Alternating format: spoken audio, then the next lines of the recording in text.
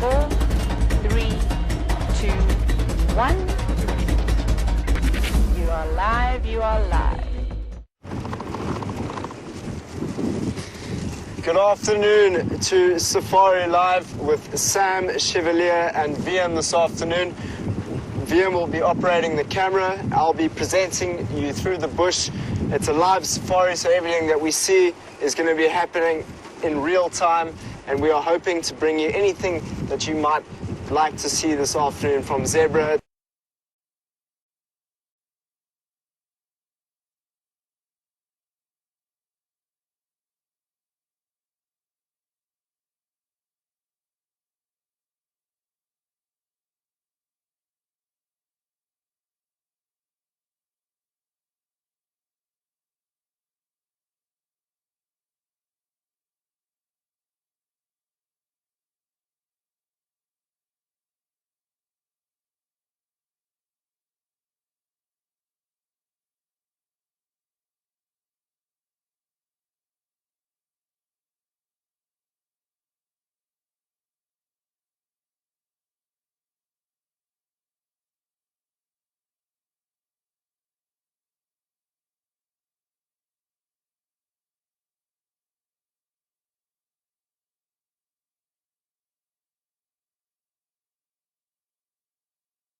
That you might like to see this afternoon from zebra to giraffe at Sydney's Dam, and if we're lucky we might just bump one of those leopards along the way.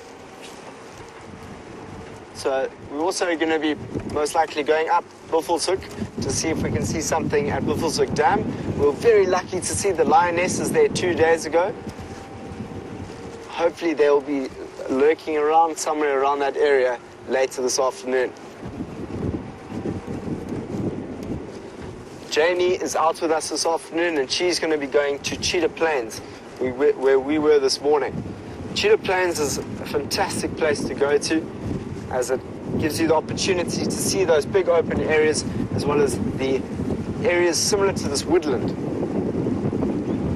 So it's a savanna biome. For anyone who's interested to know what kind of country we're driving through, it is the savanna biome, which consists about 46% of our country is savanna biome, which is predominantly grassland and woodlands. That's what we're going to be driving through.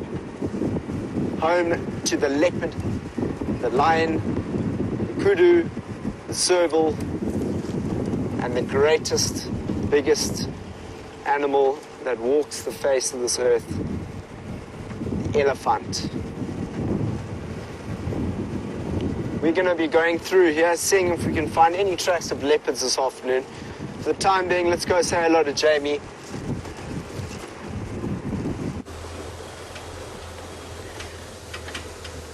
Good afternoon, and it seems as though Sam and myself have quite a similar plan for this afternoon's sunset safari. Having been brutally defeated by Tingana this morning, who managed to run rings around myself and Wium and disappear across into Simbambili. I'm just doing a quick check of Treehouse Dam, one of Karula's favorite areas, before we head off to the Great Plains where the cheetah roam. In other words, to Cheetah Plains, which will be the first time that I've gone there since I came back from holiday. Now, if you are joining us for the first time, my name is Jamie, and I have Dave on camera with me this afternoon. And Dave, this is the first time we've been together for a long time. The fates have been conspiring against us to keep us from going out on drive together. So hopefully we'll have a rocking first drive back as a team. Go see what wonders Cheetah Plains has to show for us. I'm just chatting a little bit about leopards. There were leopard tracks, there were male leopard tracks absolutely everywhere this morning, and Steph tells me that they found some really, really fresh leopard tracks after they'd finished with their bushwalk this morning on the sunrise safari. I'm still trying to work out exactly what was happening last night. I suspect that Tingana came through and just sort of made quite a lot of noise, maybe marked his territory, just expressed his distaste at the presence of Gijima attempting to usurp a little bit of a corner of his territory. That being said, Steph said, or James said, that he thought that the tracks that they'd seen were a little bit too big for tracks for Gujima. So it could be, but it's pure speculation at this point, that Mvula's been hiding out somewhere around here as well. I personally don't think so. I think Tingana just walked very far last night, patrolled very regularly. I don't think it was Mvula in this area. But unexpected and more unexpected things have happened, and I'm sure most of you have by now heard that our Matimba males, the much beloved Matimba males, who were the dominant males in this area when I first started working in here, two older male lions, very, very large, by the name of Hairy Belly and the ginger male, Matimba, they've turned up on Simbambili. Now, just to sort of give you a rough idea of how strange that is, when the Birmingham boys came and took over this area, they kicked the Matimba males out, and the Matimba males shot south would you like to try towards to Londolozi, south and to the southwest of where we are now.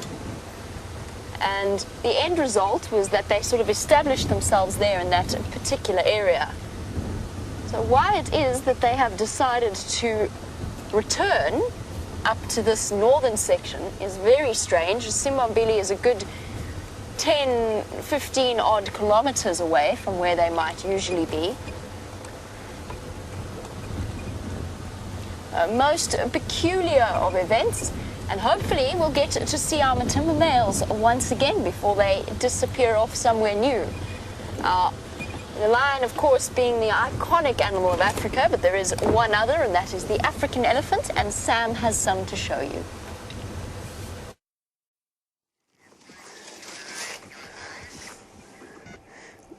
We have just got here in time to watch a breeding herd of elephants come down to Sydney's dam and drink some water. They were racing down here to get some water, and have a look at them drinking. It's so cool to see all their trunks in that water. They look very, very thirsty. You can see how they put the trunk in the water, and they almost use it like a straw, and they suck the water up, and then they pour it into their mouth there. And there is a youngster there. You can just see his little trunk in between the one on the furthest one away there. There he is. So he's hiding underneath his mother, or her mother. Hopefully we'll see them go a little bit deeper into the water. They came over that bank that you can see on the other side, and they just came running down towards the watering hole. See, it is a hot afternoon, so we had quite a cool morning, and then it just got hotter and hotter throughout the day. So you can imagine it is a perfect time for some of the elephants to come and just get something to drink. They're making me very thirsty just watching them.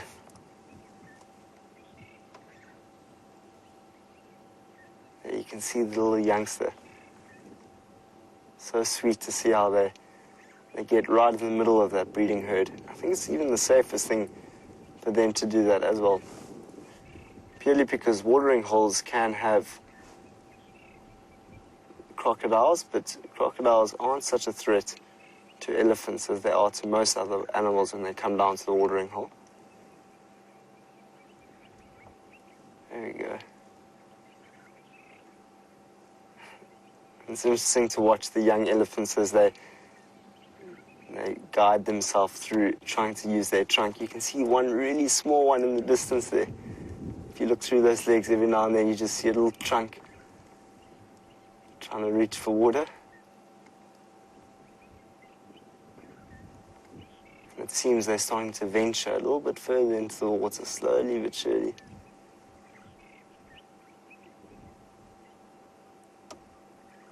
This is the same watering hole that we sat up with Wium the other day with all the water bucks that were running around this area.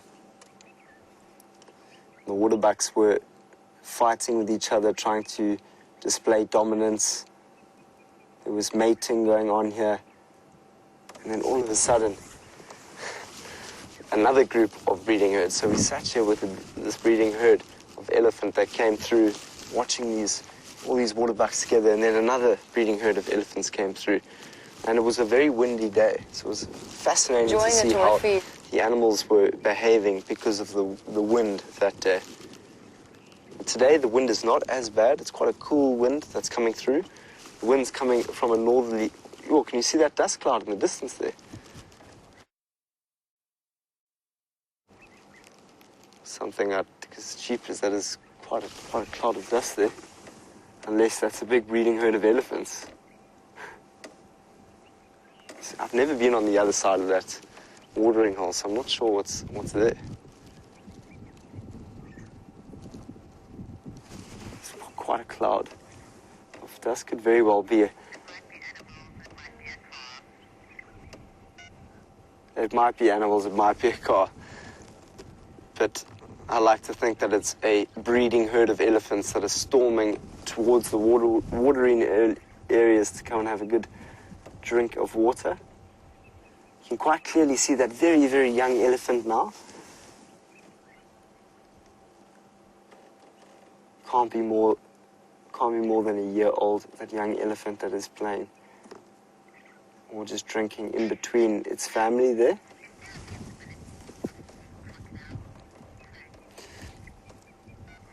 Tony's asking, is there a possibility of seeing a crocodile in this area? Tony, they have seen crocodiles in this area before. I distinctly remember watching SafariLIVE just before I came, and Scott Dyson was here down by the watering hole, and he thought he saw a crocodile in the distance. So there's always a good chance that you'd be able to see a crocodile here, but I've never seen one. I think it just takes a keen eye. We've got to really look to see if we can spot a crocodile in that water. But those big, in the middle of the watering hole there, you'll see the dead knobthorn tree and those nests that are in the tree, and that is from a red-billed buffalo weaver. So the bird that got injured just by our camp the other day came from a nest very similar to that. And these elephants that are here now will most likely drink this water and then move off together in a direction where they can go and browse on the land. But last time what we saw was they actually were drinking. It was quite interesting to see. They drank and then they went halfway up the bank and they looked around and they decided, no, I think we need more water. And they all just ran right back to the watering hole and drank for another 10, 15 minutes. It's fascinating behavior. We will get to see a little bit of play after water. Sometimes after drinking water, some of the young elephants get a little excited and they start playing with each other. It's always fun to watch. But this morning was an interesting look for a leopard. We tried our hardest while we were going through Cheetah Plains and Wium. And while we sit here with these elephants, both Wium and I are quite excited to see if we can get hot on the tracks of a leopard so that we might be able to bring you something exciting as the afternoon progresses. So in that, we're going to move off slowly, see if we can find some tracks, work them, and bring you, hopefully, a leopard for this afternoon. Hopefully these elephants will move towards Wium, our area, a bit later, and we'll be able to get a good visual of them. We can have a look at them. Right over here is a big breeding herd of impala.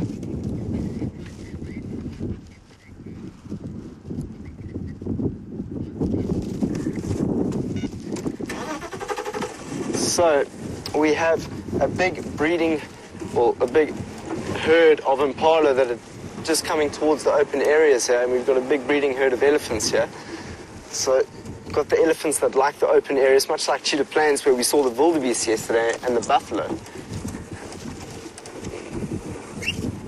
Let's just go and have a look at them, because it's a really big, large herd of impala there. And let's just go and see the male.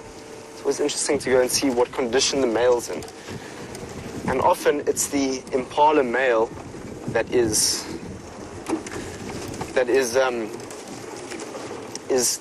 the one taken out by a leopard, because after a week of looking after these females, because that male impala has to look after these females for a week or so until he gets too tired to be able to look after them. And he gets taken out by the leopard because he's too tired.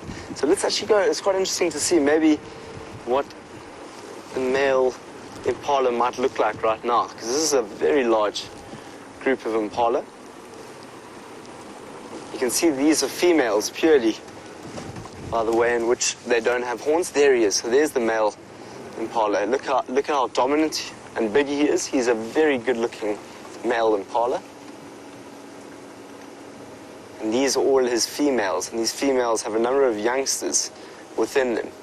So when we often see bachelor groups, and these bachelor groups are the male impala that will work together and get fitter and stronger and act dominant. So you can hear the sounds of them as they fight against each other out here in the bush, the male impala, and then they'll go out on their own and try to collect these harems of females.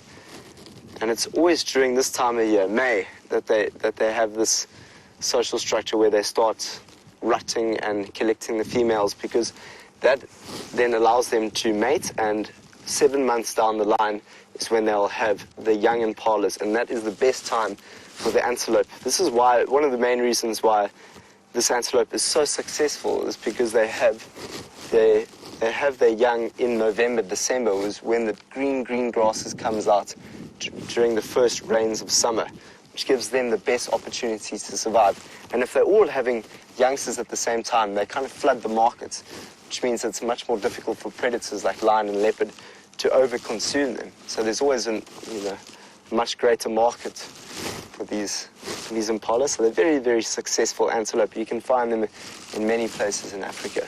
Beautiful antelope. So we're going to carry on. We're going to carry on up here. Those elephants will most likely, well, hopefully, they came in that direction, will come through into this area and move throh Vuyatela. So when we come back down a bit later, I'll keep my eye out. We'll come look for the sunset if we haven't found a leopard later, and potentially watch some elephants walk around the beautiful property of Juma.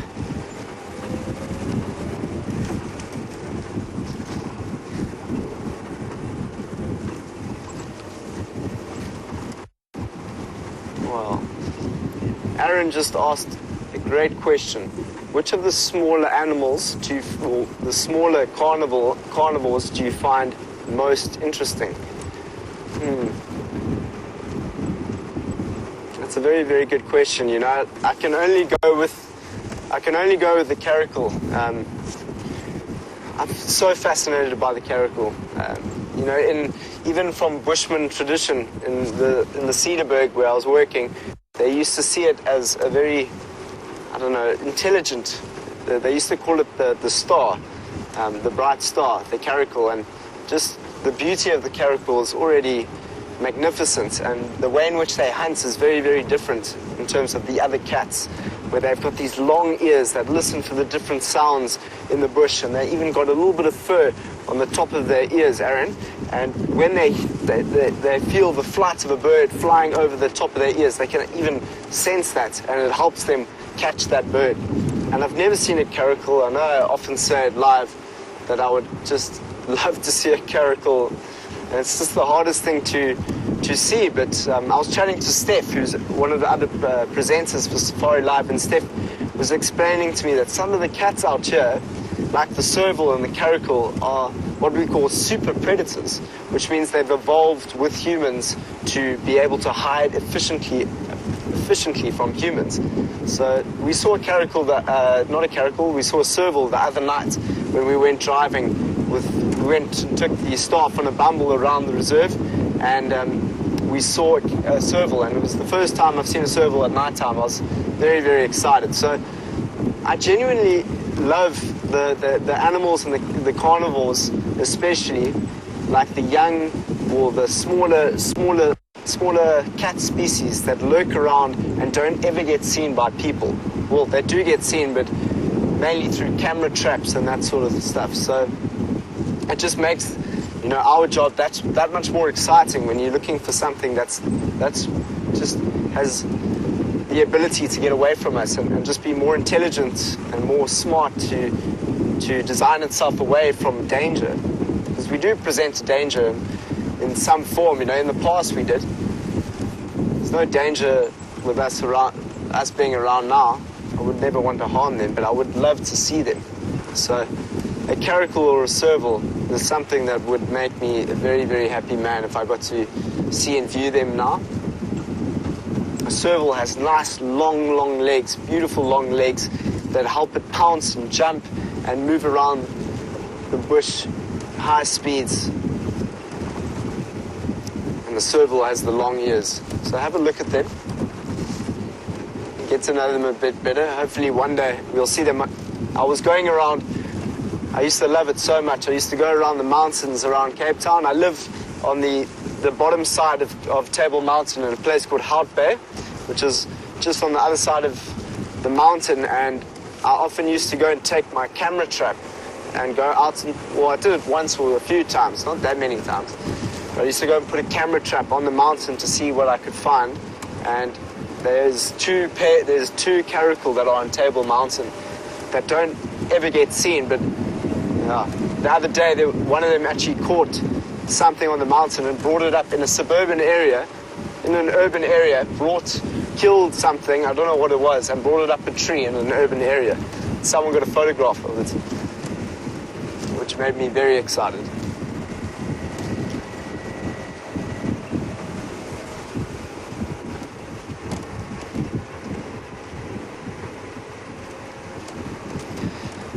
So, James Richard, you're asking which cat population is the greatest in the Sabi Sands. It is going to be most likely the lions. The lions have the greatest, you know, they're on top of the food chain in terms of cats out here. That's with the lions. Sorry, those are larger cat species. I didn't catch that they're the smallest. So the smaller cat species, it's a good question, James. I'm actually not sure on the answer.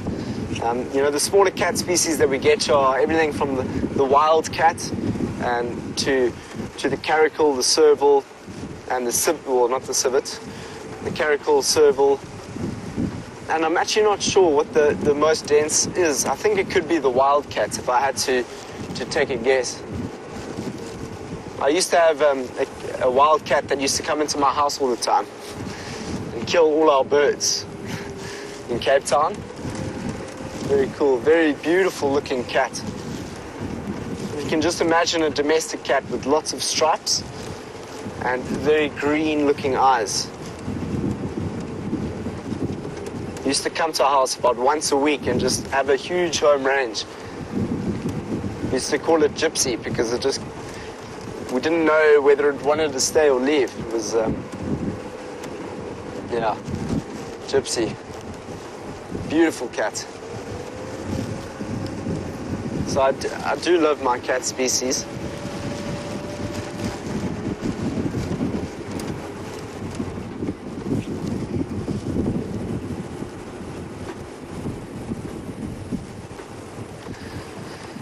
So Leopold's interested in you know, domesticate. Well, not interested. Is interested to know if you could domesticate a caracal. Yeah, Leopold, I'm not sure on that answer, to be honest. I don't know of anyone that's ever domesticated a caracal.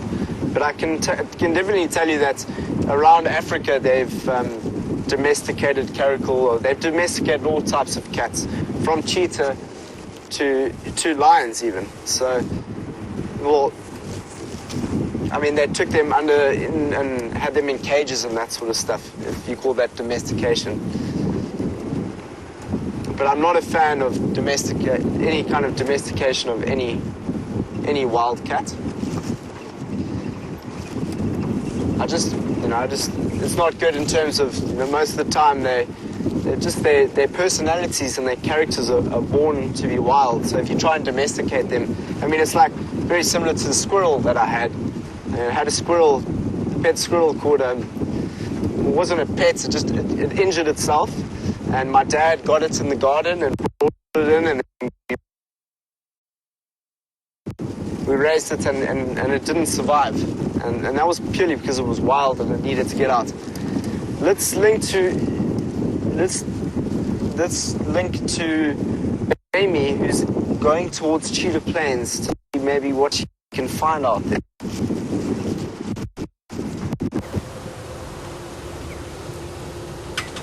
For me, the novelty of Cheetah Plains still hasn't worn off. I'd only been there, I think, maybe twice that I'd been on Cheetah Plains before I went on holiday. So excitement of exploring once again, and maybe this time trying to get a little bit less, not lost, disoriented. No, not disoriented, I still knew where north was. I'm not quite sure what the right word is. Not knowing exactly what road I was on is maybe a good description. It's always an exciting prospect. And it is interesting as we travel along here. We're traveling on the main entrance, the main access route to Cheetah Plains. But the way that the boundaries are sort of cut in this area is such that the land to the left and to the right of us is not Cheetah Plains at all. So if we were to see something now, we would have to watch it disappear off and then sort of close our eyes and pretend that we didn't see it. Because to the right lies Cheetah, and to the left lies Nkoro. It is only once we hit these power lines up ahead that I know that we've found the boundary of Cheetah Plains. It's interesting what a strange sort of shape it is in terms of being a piece of land. Fascinating, and I'd love to know the history behind the choices of where to put boundaries. Of course, very often river systems and power line roads where there was pre-existing infrastructure will naturally act as a boundary. But human beings are usually quite good at picking straight lines for their territorial boundaries, so to speak. And it's an interesting comparison to leopard. We're talking about this on our long walk where Steph, Wium and myself had no bushwalk signal. Let's just go through this dip.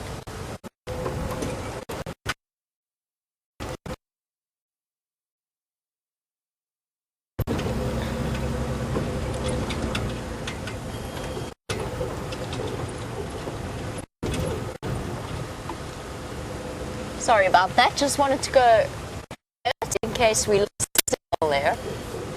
But Steph, Wium and myself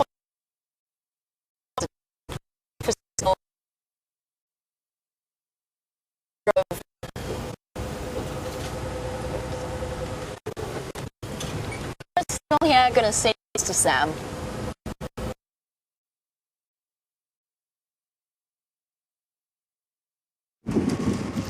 So we're just coming up towards Buffelshoek Dam now. Slowly, we've just found leopard tracks moving up on the side here, on the northern side of this road. So we're just going to see if we can work them and see if they follow up here. Often, Kajima comes in and walks along the road and then goes back out and walks back on. So potentially, if we just drive on a little bit more, we might see him pop out and walk on the road. This is the exact place that I was actually with Wium when we found Kajima, and we found tracks and we worked them, and we found that beautiful male leopard, but we didn't get a good look at it. He just came in quickly and then went straight out onto Buffelshoek's territory.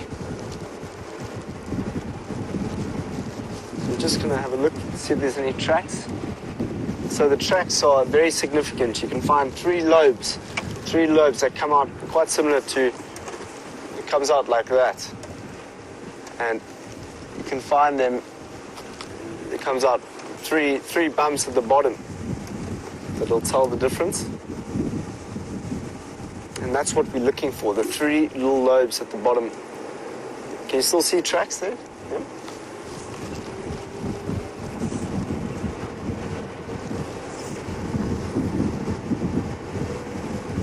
So it could very well be that the leopard has walked up in this direction and gone towards Buffelshoek Dam to go and get something to drink. So we're going to keep our eyes peeled for anything that could be walking through here.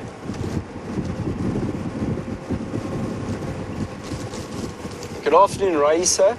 You would like to know, are there any updates on Shadow and her cubs? There haven't been any updates so far, really. So I definitely heard we have a group where we chat to everyone, and there was a female leopard that was seen with cubs in the very southern boundaries that we can't traverse. So that could have been her, but I doubt it because her territory is more here on Juma and Chitwa. I haven't seen Shadow, of course, so I don't know her that well. But that could have been, they could have just found Nkanyani, who also has cubs. So there's Karula, Nkanyani, and Shadow that have the cubs. And we haven't seen them for quite some time. Well, 1 week, which is not a long time out here in the bush, especially when you've got a female leopard with cubs. I've only seen Karula's cubs once, and that was very, very exciting. So there's no tracks going down here. Just going to look in this drainage line. Have a look both down here through this drainage line and see if you can see anything that might be moving. This is often where they like to go in the heat of the day, down these drainage lines to kind of get away from the heat. So the cool air will come down here. There doesn't seem to be much movement over there. And on this side, this is where we saw the hippo out of water the other day, which was exciting. It's not often you get to see a hippo out of water.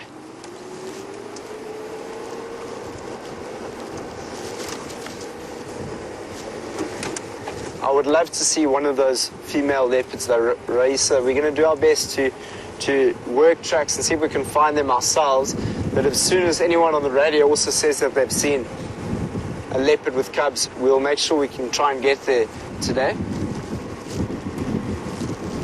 So as you know, Jamie's gone through to Cheetah Plains to see what you can find there.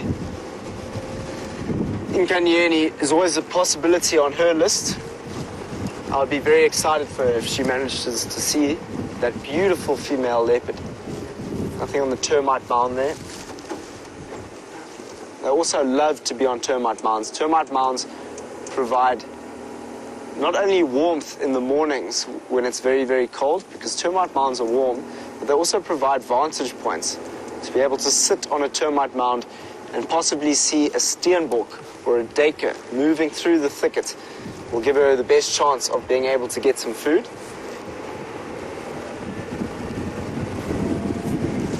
The only male leopard I've seen since I've been here is Tingana, when he was mating with one of the females, which I'm not sure who that was, that one time. I think it was, not sure who it was.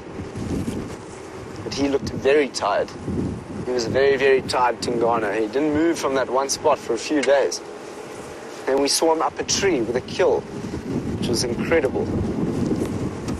Very lucky to have seen Tingana. It was Tundi, that's who it was. So Tundi and Tingana were mating when I first arrived. So that was about a month ago since that happened. I'm not sure if Tingana has been mating since then. I know that there has been loads of tracks on our property recently, but also walking through. So we find tracks, we go to the other side, and it's past. Like Tingana's tracks went down to Sibamile this morning. Nothing down there. But that's a beautiful tree there. So it's still fairly hot in the afternoon, so the cats are most likely going to be hiding underneath these trees or lying within the trees themselves. So I'm also just looking beneath the thickets here to see if I see a leopard lying down or potentially lying up in a tree. Sometimes all you see is this tail dangling from out of the tree. It's amazing to see. Very lucky if we see that. It's only happened a few times in my guiding career when you look at a tree and all you see is a tail.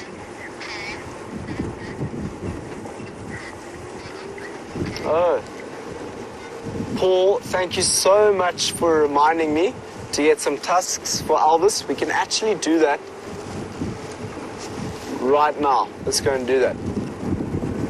So as we move up here, we'll go down to Cheetah cut line, and I'll see if I can find an acacia and get some tusks for Mr. Ellie. He needs some tusks. He's just standing there without a tusk. Actually, I think he's got one on the other side.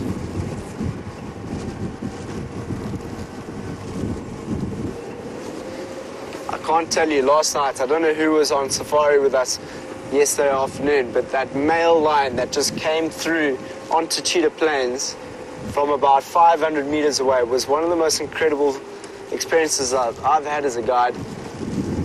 Just sitting there looking through my binoculars, and all of a sudden this big, beautiful, dark mane just pops out. It was magical to see that. It was incredible. And have him walk all the way from there straight past my vehicle. And here is what we were looking for. So this is a flaky thorn acacia. You can tell it's a flaky thorn acacia because of the flakes that you can see coming off it over there. And this is spiderweb over here. So elephants love the flaky thorn acacia. I'm just gonna, I want to see if I can get, here we go.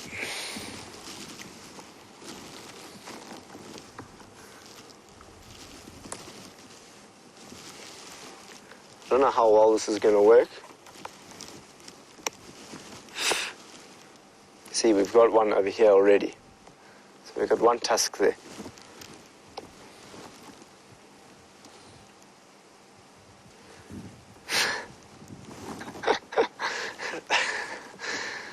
So he doesn't look that good with one tusk being too long than the other, but don't worry, I'll sort that out a bit later. Actually, that's a legit look. That's quite a cool look. Elvis has got quite a he's got quite a look going. What do you think, Wium? Oh, he's now a big tusker. Yeah. He's got a sword coming out of his sword tusk. Okay, Elvis.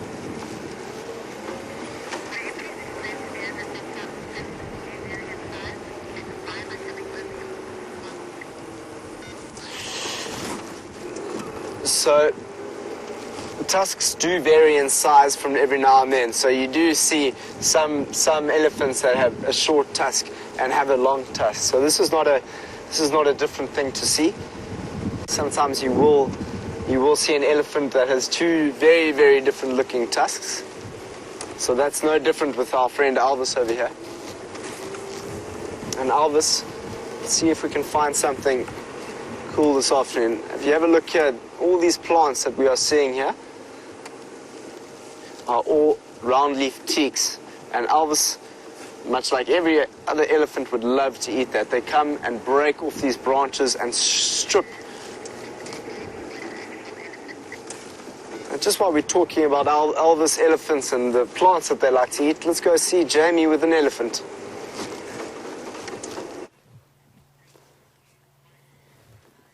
I was just saying to Dave that I'm somewhat envious of Elvis the elephant, and that perhaps we should think about acquiring a dashboard ornament of our own, when we came round the corner and found some real Elvis in the flesh, and without acacia-themed tusks, but actual ivory ones. Let's go see if we can't sneak forward a little bit. I've just been watching this female. She's keeping an eye on us. One of the largest females in this herd, and it's her job to act as the protector. And it's fascinating to watch the way that this dynamic will play out, elephant sighting after elephant sighting, with the matriarch either positioned at the back of the herd or leading them from the front, and either a sister or a cousin, another female of a similar age, or another couple of females of similar ages, keeping the rest of the group safe. It's the kind of dynamic that is incredible to witness. You can actually really see that angular head of an older female. You see, if you look carefully, how from the top of the head it moves out sort of flat and straight, and then angles sharply downwards towards her trunk.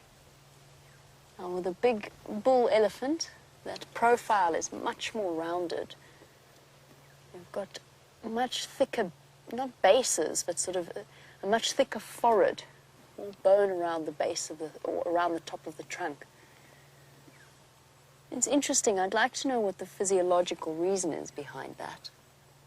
Whether it's something to do with competing for females, maybe having a little bit of extra bone, like a buffalo bull, for those rare occasions when they do actually fight. Maybe that's an advantage, having some extra cushioning to protect their brains.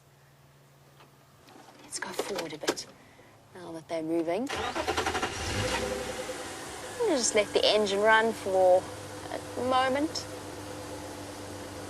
Everybody's perfectly relaxed. We're actually on our way. I think we've had a similar idea to these guys.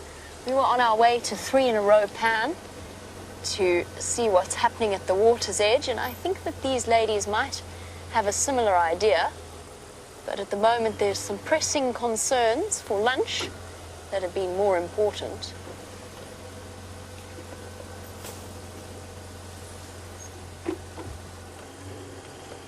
Fractionally further forward. Here we go. Okay, big girl. Aren't you beautiful? And there's the most glorious smell pervading the air. Can you smell that, Dave? Yeah. It smells like it's the wild aniseed that they've been trampling all over. It's a very rich, herby smell. In this case, an almost licorice-y type scent. And I'm just looking to see if I can find some to show you what I mean. And it's intermingled with a sage and an almost lavender type scent. One of those things about Cheetah Plains is that I've noticed far more, I don't know if it's because there's just less grass cover, but I've noticed far more perennial plants like the wild sages and the wild aniseeds. The elephants seem to enjoy them as well.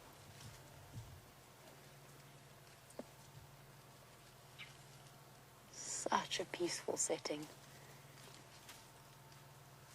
And on this hot afternoon, those air conditioning units flapping away. Oh, there is such a glorious smell. I cannot begin to describe it. It's all those scents plus the musky, grassy scent of elephant combined. Really is quite glorious. Now, ideally, what we'd like to do is get around this herd and approach from a different direction. It's because generally elephants don't appreciate being followed from behind. It's more a matter of trying to let them come to us and just put ourselves in a good position where they have the opportunity to do so. But since we are here, let's just try get a little bit closer and get a better view.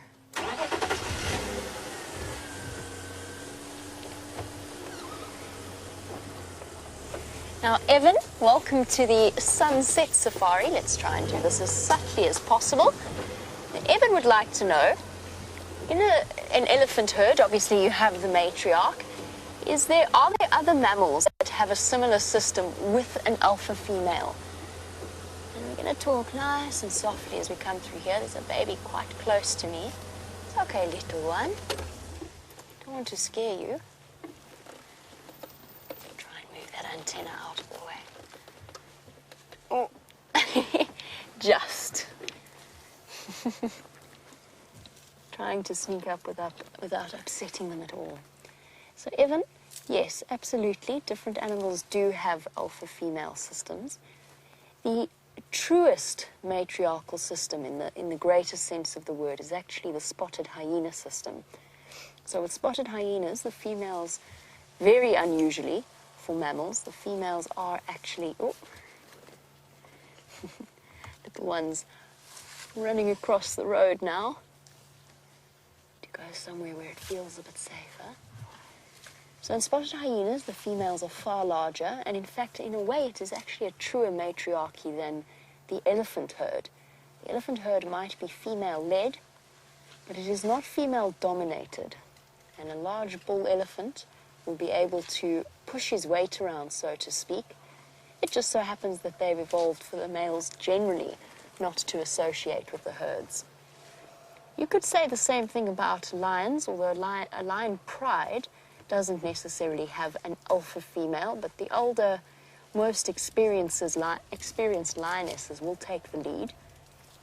And then there's the wild dog system, where you have an alpha male and an alpha female. And only the alpha female will breed, just like in dwarf mongoose as well. And you get such a wide variety of different social structures between the different social animals that it's actually incredible to witness. Impala, for example, don't really have much of a hierarchy until it becomes breeding season, at which point they have a seasonal harem, whereas a zebra herd will have one male that dominates the females and keeps them as part of his harem or his collection, and then collects more as he goes along, but with a female that will usually lead the herd and be his favorite and his highest ranking. But it is the elephants that we always view as a truly matriarchal system. And I think one of the reasons is because they have such a reputation for intelligence and wisdom, and it's a well-earned reputation. With a life expectancy of up to 60 years old, these ladies have a lot of experience underneath their metaphorical belts. Underneath their trunks, maybe, or in their trunks. I'm not sure. Pushing it a bit far, I think. But it is the wisdom of the females that will get the elephant herds through the next few years, which I say the next few years because I think they're going to be incredibly tough as we go into this drought. Oh, head shake.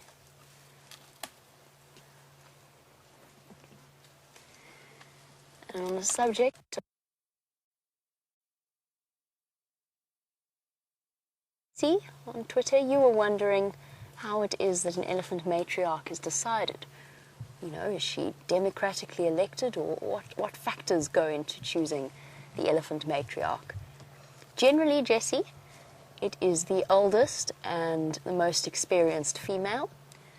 Quite often, once she reaches an age where she is no longer capable of performing the duties of the matriarch, quite often her oldest daughter will step in and take over, or the next eldest female. That being said, Jessie, I think that we're going to discover all kinds of wonderful things about the way that elephant dynamics work in the next few decades. It's one of my favorite things. It's something that I've been very fascinated by over the last few weeks, is the way in which our understanding of animals has changed completely. And it always makes me wonder about how much more we have to learn about the way in which they work. Is this little baby predestined for a future as the matriarch? Has she been chosen? Well, I must just make sure that it is a she before I say that. Oh, watch the stick. Did look like a little female. As far as we know, no, it isn't really inherited necessarily. But from what research has suggested, it very often is the eldest daughter of the previous matriarch, and perhaps she teaches. Perhaps she passes on the wisdom of her experience as she goes along. Who knows? I would love to know.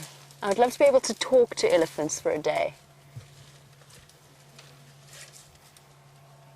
Hello, big girl.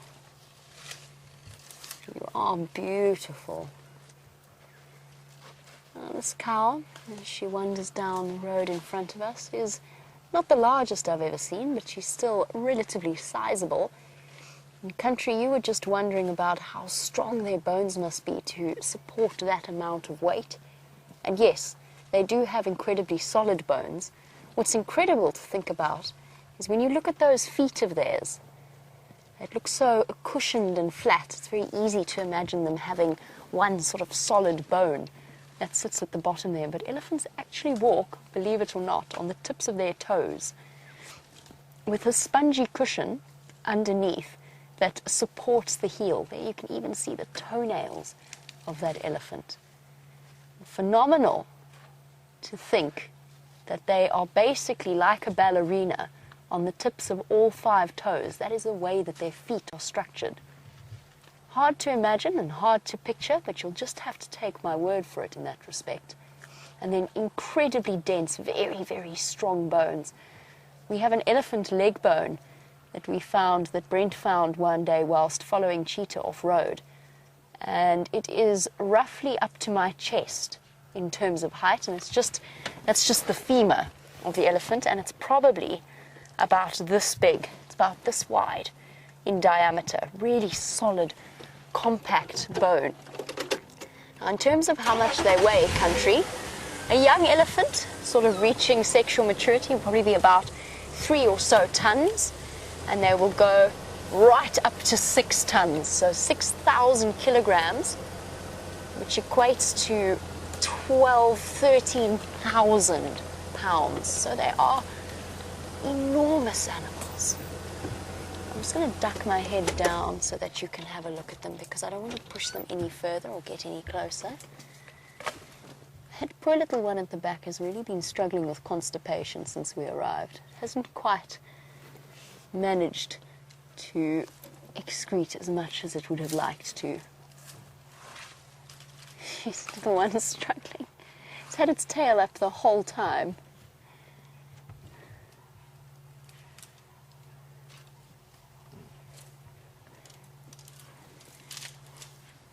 Now, elephants are known, as I said, for their incredible wisdom. And to finish off with Country's question, yes, they can grow to enormous sizes, and that one of the reasons is because they continue to grow throughout their lives.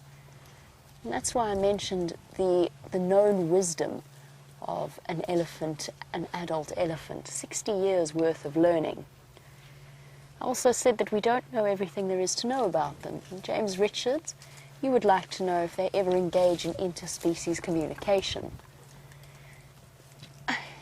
They certainly engage in interspecies interaction.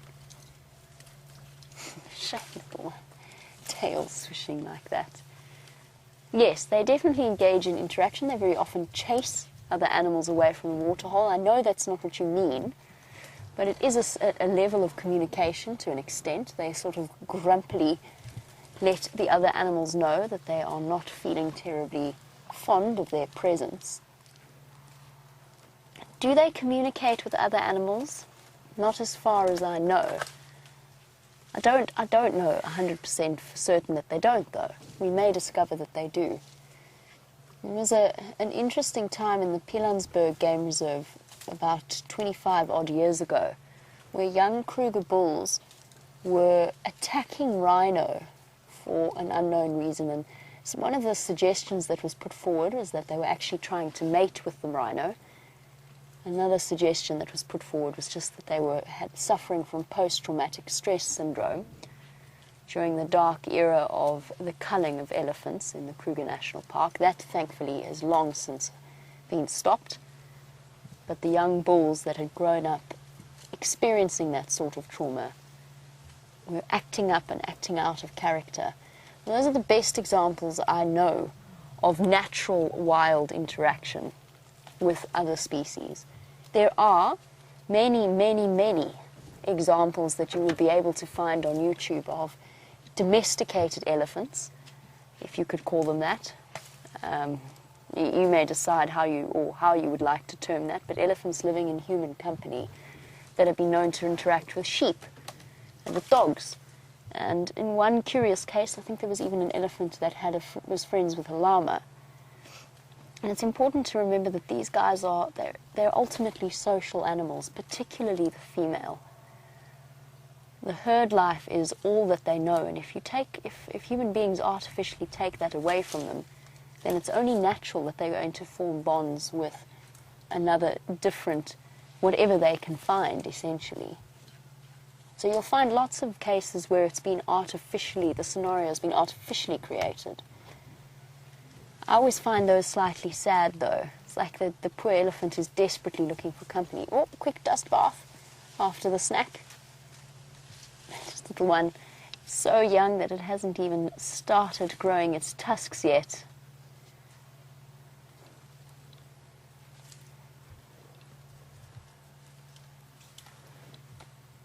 This is the kind of afternoon that is exceptionally enjoyable for all of us who absolutely love elephants. Just a peaceful, quiet, tranquil setting. And we get to talk about the amazing animals that they are. And of course, that tiptoed stance that we were talking about earlier in answer to that question was the reason, or one of the things that Donna has commented on. Donna Lynch has said that she's always amazed at how incredibly quiet elephants really are. And that's when I said that they walk on their tiptoes. They do walk on their tiptoes, if you can sort of imagine their foot structure like this. And that cushioning, that layer of fat underneath, that fat and connective tissue that sort of holds it down and allows the foot, along with the sponge that forms the base, just spreads out that weight as a shock absorber so well. And yes, they can be so quiet.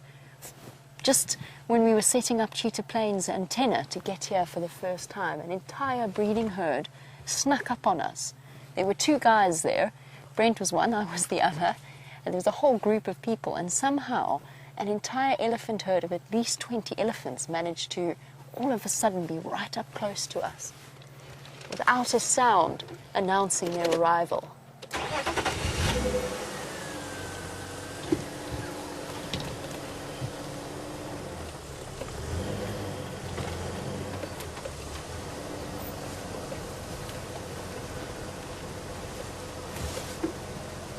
Hello, guys.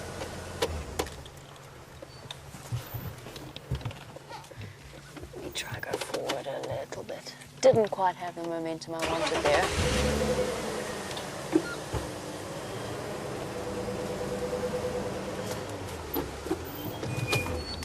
Sorry, girl. Sorry.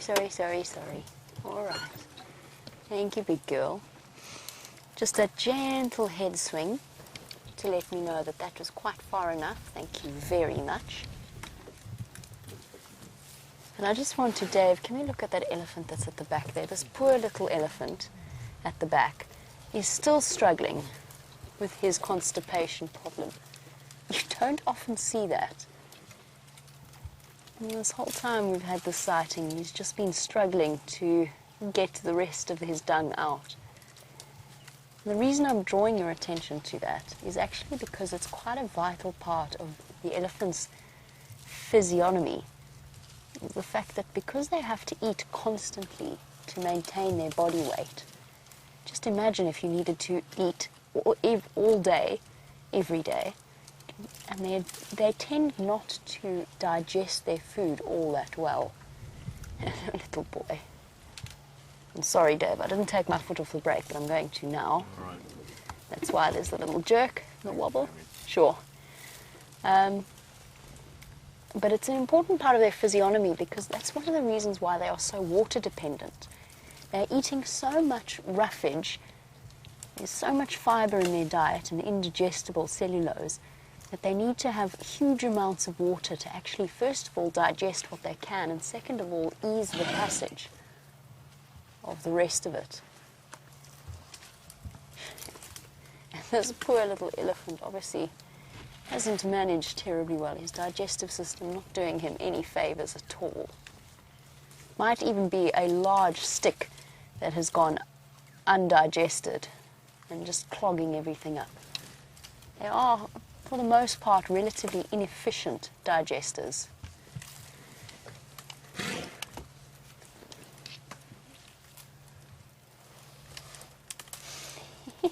Little one now sniffing his own dung in sheer curiosity. Too cute.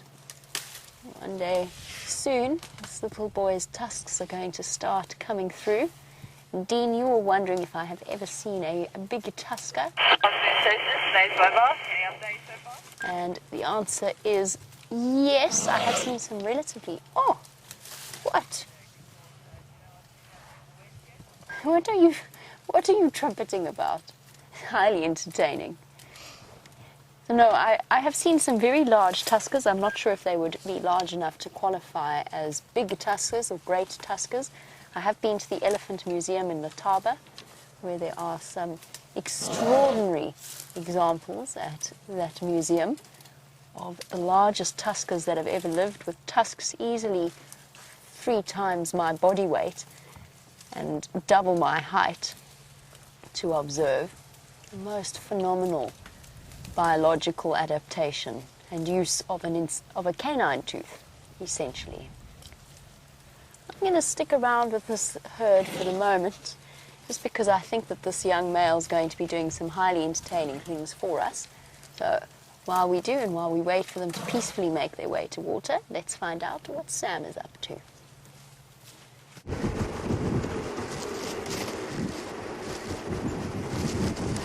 So I've been told you've been having a little bit of entertainment, an interesting time with some elephants there, talking about big tusks and how you can find some of them big tusks in the museums and such. Well, our friend here, Mr. Albus earlier, has quite a big tusk himself. He's got a huge tusk, actually. He's found himself a little plant to eat as well on our mantle, oh, not the mantelpiece, what do you call it? The dashboard. And we just found tracks a little bit earlier of male leopard tracks, but I was just told that they were found this morning. So we're just going to carry on driving around this area to see if we might be able to pick up on more tracks. The Mvula was seen close to Mvubu Road.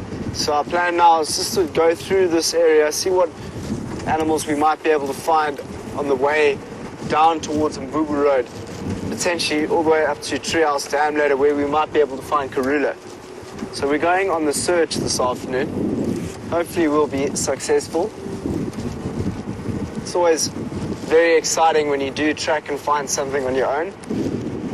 So me and Wium have got our eyes peeled to see if we can see anything moving around the bush. I've seen loads of lions lately. I haven't actually seen a leopard in quite a few days. So I'm quite excited to see if I can find the spotted cat. I think the last cat I saw were those beautiful cheetah on Cheetah Plains. There's 2 of them with Dave a few days ago.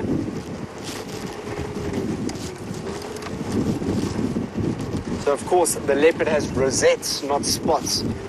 Our cheetah has spots. So this is an animal pathway over here, so it's always good to have a look and see if there's any tracks on the animal pathway. You can see it quite clearly as it goes through here. We've got some elephant tracks. There's an elephant track right here. There's an elephant track. And you've got some buffalo tracks there. So I'm just going to follow there. There's no leopard track there, or lion track. So let's carry on. See what we can find. Potentially there'll be a leopard walking on the other side of that track. So Leopold would like to know, are there foxes in Africa? There are so many foxes. So many foxes. They're the Cape fox, specifically, which is also a beautiful animal to view. Very difficult to find at the same time. Looks quite similar to that of the jackal. You get the Cape fox in the Cedarburg Mountains in that area. Incredible animal to see. Leopold. Hopefully one day I'll get that opportunity. There are big elephant tracks walking on the road now. So there's every chance that we might come across a very big elephant bull. I did smell some must a little bit earlier. So there could be a big one lurking around here. We had an incredible morning of birds this morning as well, which was cool. I really enjoyed looking for birds. I know that I think it was Joey from Australia. Was it Joey from Australia? Got 100 birds this morning, and that was the African dusky flycatcher. Beautiful bird. I was really excited when I saw that bird. I got back to camp and everyone was like, you know, we see that bird quite often, Sam. And I was very, very excited to see that bird.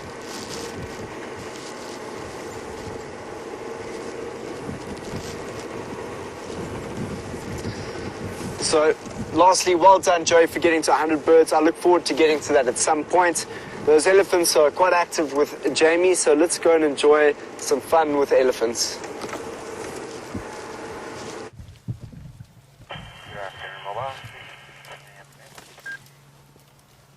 Still enjoying this absolutely magical sighting. It's the only way that I can describe a sighting like this. These females come right out to us. The little one is still desperately trying to blow his nose. I think he's got something up it. I don't know if it's dust or something similar, but he just keeps blowing, sort of semi-trumpeting. Maybe he's trying to practice his trumpet, and he hasn't quite got it right. Also, at the same time, having a dust bath, kicking it up and then throwing it over his shoulder. In the meantime, Mom, tackling what looks like one of the most unappetizing bushes in all of the Sabi Sands, the somewhat savage zebra wood tree. Just going to turn that radio off for now. We don't need it to be leaping at us. Full of uncomfortable looking spines. And Dave and myself were just talking about what it must be like to have to eat all day, constantly. And it's not even easy food to eat. Something like this zebra wood, which is actually can be even more dense than lead wood. Incredibly uncomfortable, and yet an elephant's mouth totally impervious to it.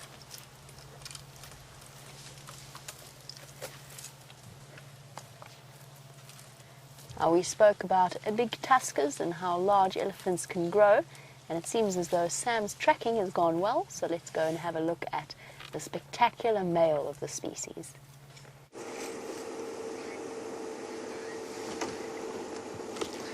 Welcome back, everyone. I told you we were on tracks of a very big elephant.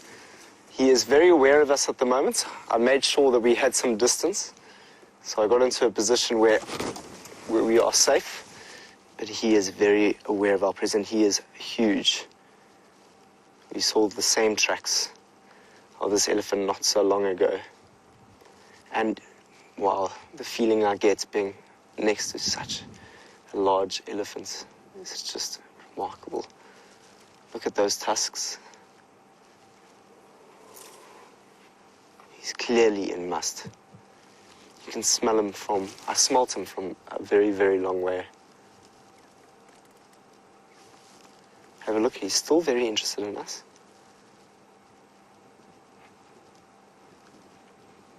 There he is. There he goes. He's still looking. He wants to see what we're doing. I gave him space, I gave him distance, so that he felt safe, because this road is closed. As you can see, there's bush everywhere, and he just came straight up. Now you can really get that smell. Can you smell that, Wium? Sour oros. What an incredible sighting of that big elephant bull. That smell is just intense. Let's go and track a leopard. Off to Jamie with the other elephants.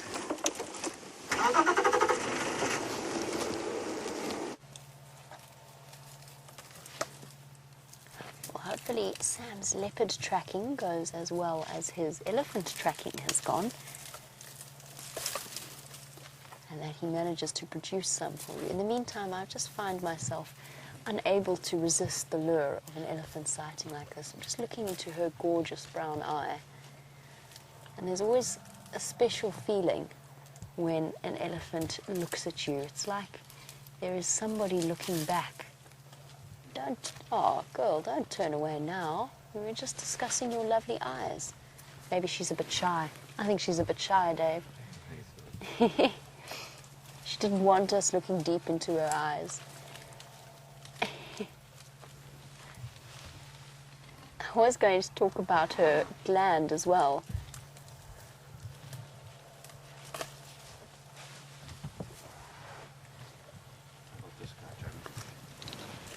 Ah, yes, perfect. Let's try look into his lovely little eyes, since our female was playing a bit camera shy. Oh, oh. And another coming from the left. Oh, no, he's also playing camera shy. All the elephants planning on hiding their beautiful brown eyes behind the branches. They're just being coy, Dave. Just a little bit coy. They'll give us an opportunity in a moment. But we'll have a look at our little sneezy elephant while we continue on. I have a question about with matriarchal societies, and it's actually not less so with... Oh, hello. Are you feeling less shy now? Would you like to come and show us your gorgeous eye? Now, this collection of youngsters would belong to both the one adult female and the other. And within elephant societies, there are always, each and every single female will have her opportunity to have a baby, unless there is something physically wrong with her. But Colorado Boone, you were wondering, or you were asking, what are you doing, you silly thing? In matriarchal societies, such as a dwarf mongoose, you were wondering how the females that are not the alpha resist the urge to breed. And I should probably clarify in saying that dwarf mongoose and African wild dog are not technically... Oh, hello. Oh, yes. Oh, you're very scary. Oh, you're very scary. Oh, look at the little one starting now as well. It's my best when they do that. Come along then. Come along, you're so brave. You're so brave. Oh, are we done now? I'm very scared. Please don't do that again. I might get a fright. Yes, you tackle that zebra wood. It's much more impressive. Back to the alpha female and male in a society like a dwarf mongoose. Oh, no, I'm sorry. I want that stick. I want that one. No, oh, okay, fine, you have it. It doesn't look very tasty. Neither of them look like they're enjoying it. Sorry, Colorado Boone, I will get to you in a moment in your question. It's just they're being a little bit entertaining. And as it starts to cool down, they are going to be even more entertaining to spend some time with. Right, let's try and answer scraping of its foot in the dirt. I think we're going to have a little bit of a dust bath. Shame, sorry, Colorado Boone. Shall we try for the fourth time to answer your question? The alpha system, like the dwarf mongoose and the wild dog, that's not actually classified as a true matriarchal system. It's totally different. It's an alpha system with an alpha female and an alpha male. The females that are submissive to the alpha female do not necessarily resist the urge to breed, and they do often fall pregnant and have young ones. It's just not often that those young ones survive, whether through active action by the alpha female, actively killing them, or by preventing the little ones from getting any attention, the offspring of a submissive female. And actually what quite often happens apparently in skirmishes amongst mongoose clans or families, let's just watch our eddies as they start to disappear. Look at that one's eye at the back there, Dave, that female at the back. Oh, she's really dashing across so fast. She's got a very watery eye. There's actually something's happened to her eye. She's probably poked it with some kind of a branch or a thorn.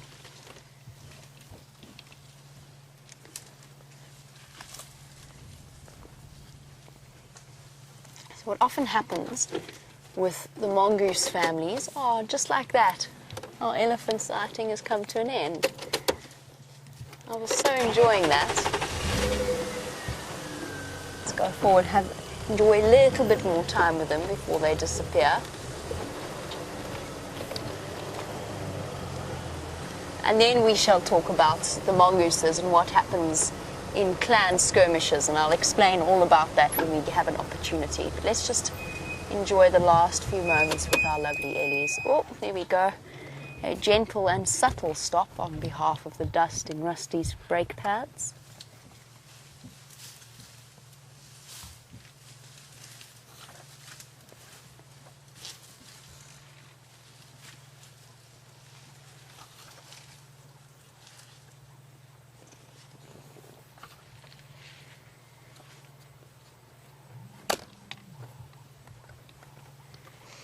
And as our little entertaining elephants disappear into the thicket, Virginia, Norwood, you were wondering, Do baby elephants have baby teeth? And the answer is yes, they do. They even have milk tusks, which very seldom erupt to the point that you can see them, but they do have milk tusks that they then lose. They also have milk molars that they will lose when they get their proper full-on adult molar teeth. So yes, absolutely, they do get baby teeth, just like puppies get puppy teeth and human beings get milk teeth. Baby elephants do as well. I've never seen one. I've never encountered one in the wild, so I don't know what happens to them when the elephant loses them. I do know that the growth of the teeth for an elephant does hurt them, just like a teething toddler starts to whine and to cry because it's sore. But elephants have a very interesting technique where they'll actually go and eat the leaves of a tree known as a silver cluster leaf, or one of the Gymnosporia species, so the spike thorn trees. And that is very astringent, and it acts almost like a tea gel to help them feel better. And there's one of those trees there, Dave, the one with the very pale coloured leaves, just sticking out quite close to us. You got it? Perfect, thank you. Now, a teething baby elephant would tackle a tree like that to make it feel a little bit better. And we're going to move on now as our elephants have disappeared into the thicket. You can see why the silver cluster leaf at the back is called a silver cluster leaf. We're going to go and see if we can find any more of them drinking around the pans, or indeed any other wonders of Cheetah Plains. While we do that, let's find out how Sam's tracking is going.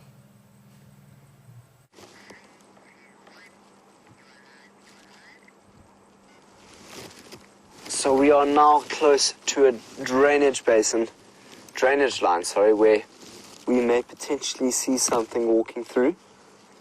I've got my binoculars just to have a look to see if I can see any young cub that might be running in the sand there. And this is where they were last seen, from my understanding. It was close to Leadwood Road.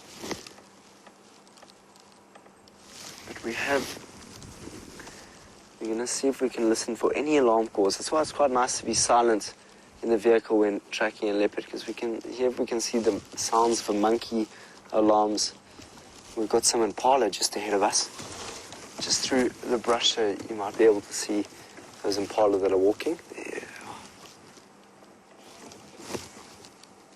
Can't see them right now. There they go. Looks like a bachelor herd of impala.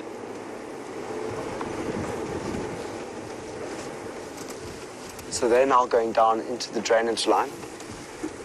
And if there is anything that might be down there, we could potentially hear the sound of the impala communicating to that leopard that it can see it. There they go. Oof, we also just got a really cool bird that just flew into the tree here. There it goes, there's one over there. That is the helmet tripe. There goes the helmet trikes. Beautiful, they fly together. We've seen this bird, so we've got this bird on our bird list already. White-crested helmet trikes. And there's another bird that looks very similar to that. It's called the Rhett's helmet trike. Truly are beautiful birds. I really like, they have quite a nice yellow eye that I enjoy seeing.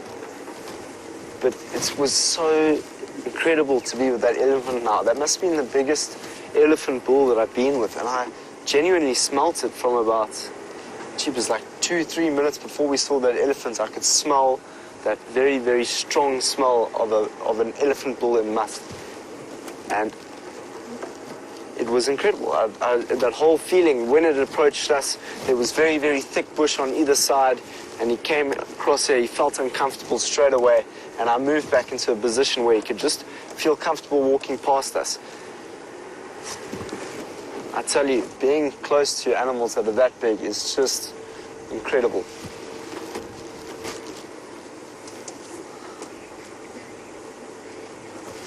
Buffalo. Have a look at the buffalo. So it's always exciting going down and looking in these areas to see what might be here. And we've just come across 2 buffalo bulls that are down by this little watering hole, this pan. So we've managed to see, oh, and there's a nyala. There's a nyala right here. Just going to go a little bit closer. Beautiful, one of the most stunning looking antelopes out here in the bush. Have a look at that nyala. And those horns and the hair on the top of its back. Just amazing. Wow, so we've just, in the space of a few minutes, seen an impala, a buffalo, and a beautiful nyala. Gracie's asking, you know, do you think they know that we are sorry that people hurt the elephants? If that was your question, Grace. Gracie's aged 8. It's always great having you on the show, Gracie. Well, I hope they know, because we definitely are sorry. We definitely are sorry when it comes to when people do hurt them. I hope they do. Great. There's a commendator. That was so cool. I don't know if you managed to get a glimpse of that. That was a commendator. So there's quite a lot of activity going through this area. Oh, so we're coming down into the drainage line now. Gracie, just to answer your question, I truly do think, or I hope, that elephants can feel what our emotions are towards them, so that, you know, when we see an elephant, the way in which we communicate with an elephant will see how that elephant communicates back with us, in the sense that if I stayed with that big elephant now and I stayed on the road there, he might have felt quite threatened, you know. So we do communicate with elephants in the way in which, you know, if we get too close to them, they'll get angry. If we give them distance, you know, they feel better. But I do think that elephants and all sorts of creatures have much more complex emotions that we can understand. And I truly love elephants very much. That's why we've got an elephant over here, Gracie. He's got a nice little branch and a nice big tusk, which he's gained this afternoon. I think he was quite excited when he saw that big elephant bull coming through. So we've already seen quite a bit of life down by the drainage line. And what's good about seeing that life is that life will tell us a bit more about what's going on here. As I said, they will alarm call. So we're listening to any sounds of alarm calls around here. And we do know that the monkeys were around here for quite some time. Wow. A butterfly just flew. There goes a butterfly. Then he flew onto your camera. That's also what's incredible about this drainage line, is there are so many butterflies. Let's see what we can find down here.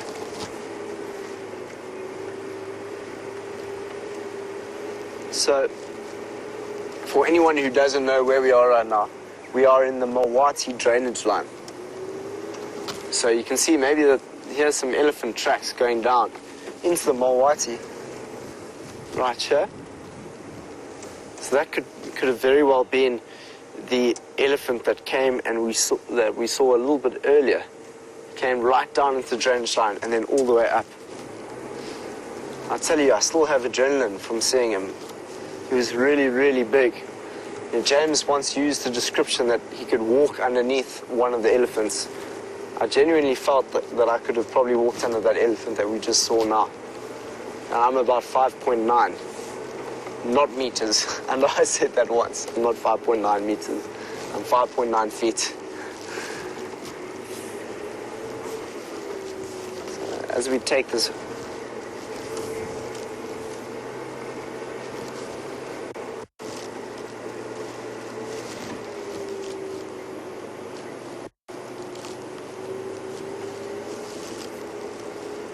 Yes, Raisa, that elephant that we saw was beautiful. I'm glad that you you thought so and that you commented, because that is one of the most incredible elephants I've just experienced.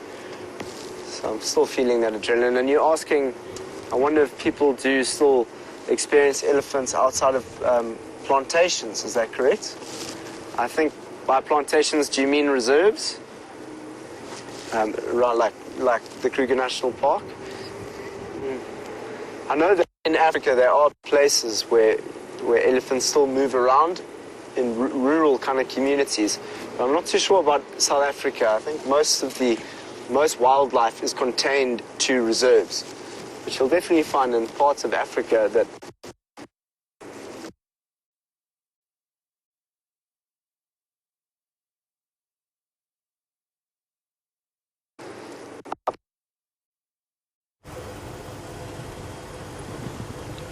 Oopsie daisy, it seems as though Sam is disappearing off your screen.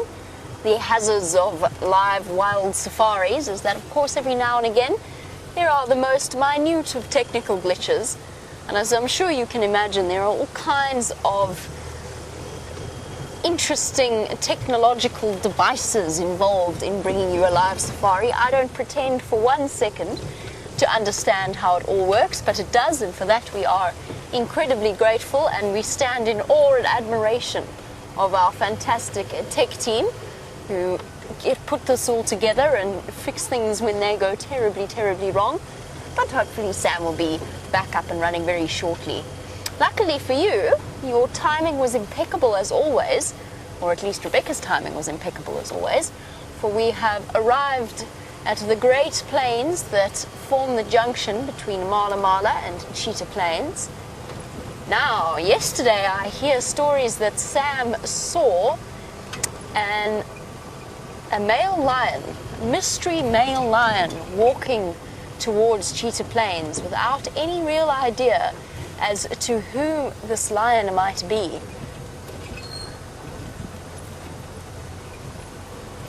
Now, from what we can tell, there is a chance. There's a couple of options. One was that it was a four-ways male. One was that it was a Charleston male, I think. And one, of course, was something that you all were considering, was whether or not it was in fact a Matimba male. Could it be? Now, I might have been a little bit more skeptical of the idea of it being a Matimba male this far to the north if we hadn't actually got this report that the Matimba males are now on Simbambili. There is a mystery here to be unraveled and to be solved as to which lion it was. I'd love to hear your opinions as to who you thought it was. I thought, briefest glimpse of the screenshots, he was far away. My first thought was that he looked like Hairy Belly. But it's been a long time since I've seen Hairy Belly, many, many months. And it comes as such a surprise to all of us that they've decided to return. What on earth, I wonder, has prompted them to do that? Could it be the impact of the Majingulan males? Apparently there was a little bit of an altercation between the two coalitions at some point. Now, is there a chance that that is the reason behind the move? Or is it because they realize that the Birmingham boys are one member down? I think lots of us are feeling a bit bemused by this news. Again, it just goes to show that there's never any hard or fast rules out here, and that sometimes things just happen unexpectedly. The animals choose to do things. Do you think that the Matimba males know that the Birmingham boys are one member short now? That there are only 4 where there used to be 5? Was that the tipping point for the takeover? Is that what decided it? Because in essence, the Birmingham boys as male lions are not that big. I have definitely seen bigger. The Matimba males were big, strong-looking lions. The Birmingham boys were full of attitude and sass. But essentially, not really. I mean, essentially they're small. They're quite small lions, with the advantage of numbers, certainly, but still quite tiny, and certainly no match for the 2 Matimba males. Well, we'll see. your guess is absolutely as good as mine as to what this all means. Some strange things have been happening though. I mean, the return of Junior, we never got to see him, but he certainly was there for a brief period.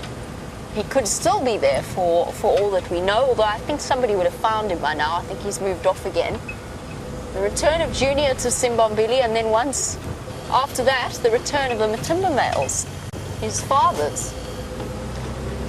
It certainly becomes almost, what would be the word? Soap opera-ish in a way. It is the drama of wildlife. And the story takes twists and turns where we very seldom expect them to go.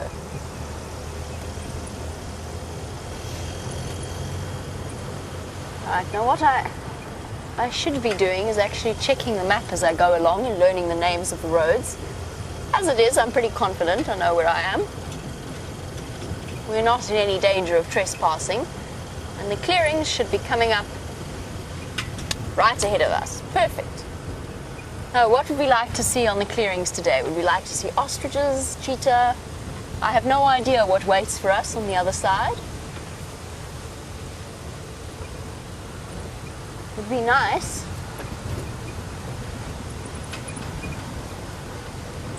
Aaron has put forward a request.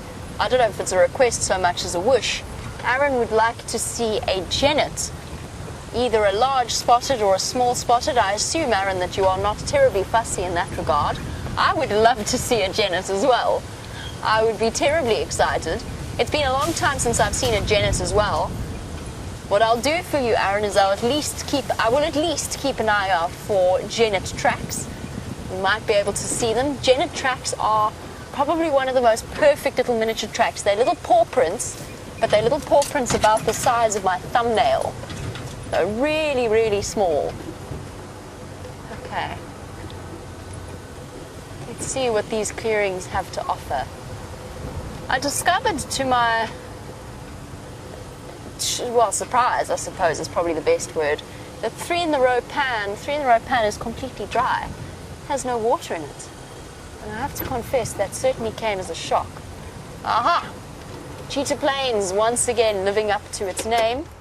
Well, not quite its name, but certainly its reputation.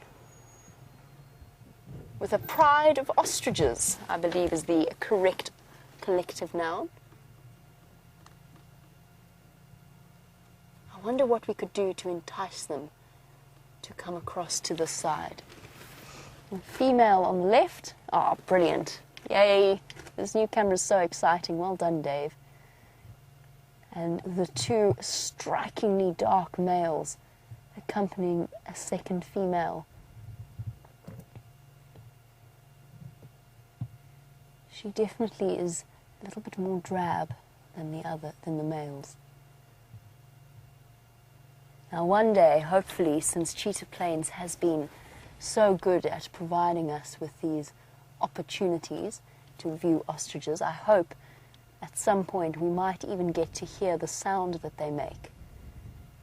It has been a long time since I've heard an ostrich roar, but let me tell you something, it is quite an extraordinary sound to view coming from a bird.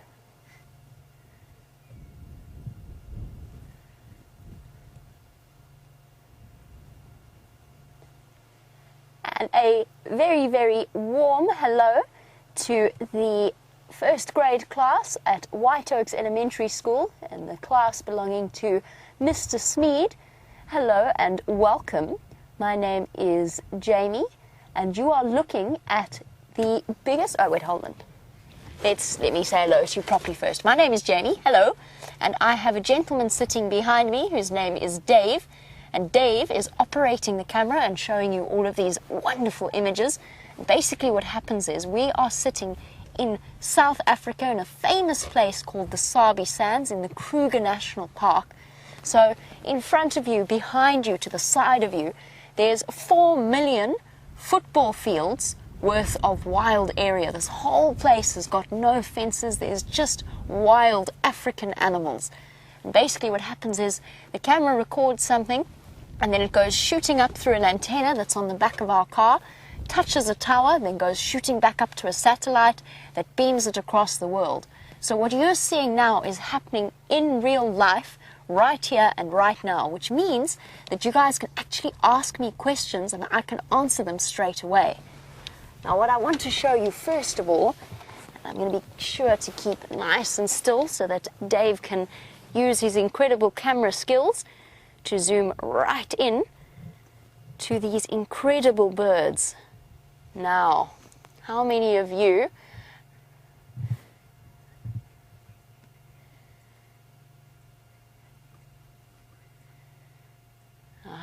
know which a particular type of bird this is? For those of you who guessed ostrich, you are absolutely right. That is the boy ostrich on the left and the girl ostrich on the right. You see how much darker the feathers of the boy are. Now in this big open clearing, it's all part of a place called Wium, Arethusa and Cheetah Plains. Now you're going to have to look at a map once this is all finished. Now we're very, very far away from you, right across the Atlantic Ocean, in the top corner of South Africa, a country called South Africa. And hopefully one day in the future, some of you will actually get to come and visit us here and see some of the famous animals. There's lions and leopards and elephant and all other amazing creatures. This bird is, I know it's hard for you to see because it's really, really far away, but this bird is the biggest bird in the world. And he's so big that he actually cannot fly. Instead, they run really, really fast along the ground, covering huge distances.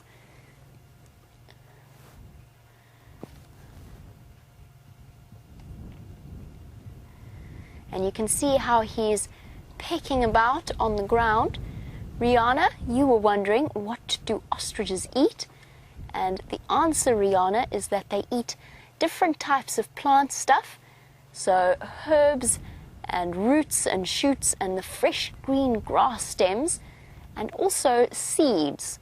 So the grass seeds are also, because you know how the grass seeds have all of the food necessary for a new blade of grass to grow. Well, the ostriches eat that. They're incredible animals, and they don't need to drink a lot of water, which means that they can live here in the open clearings, but they can also live all the way across South Africa in the desert parts where there's less rain. At the moment they're making the most of the green grass because we're coming into winter where we are, and you guys are sort of starting your spring, maybe even summer's on its way. Your temperatures are getting warmer and warmer. Here in the Sabi Sands in South Africa, we're actually getting colder and colder. Although for us, a cold winter, even in the middle of winter, in the middle of the day in the hot African sun, will only go to about sort of maybe between sort of the mid-60s to mid-70s in Fahrenheit. So it's still pretty warm.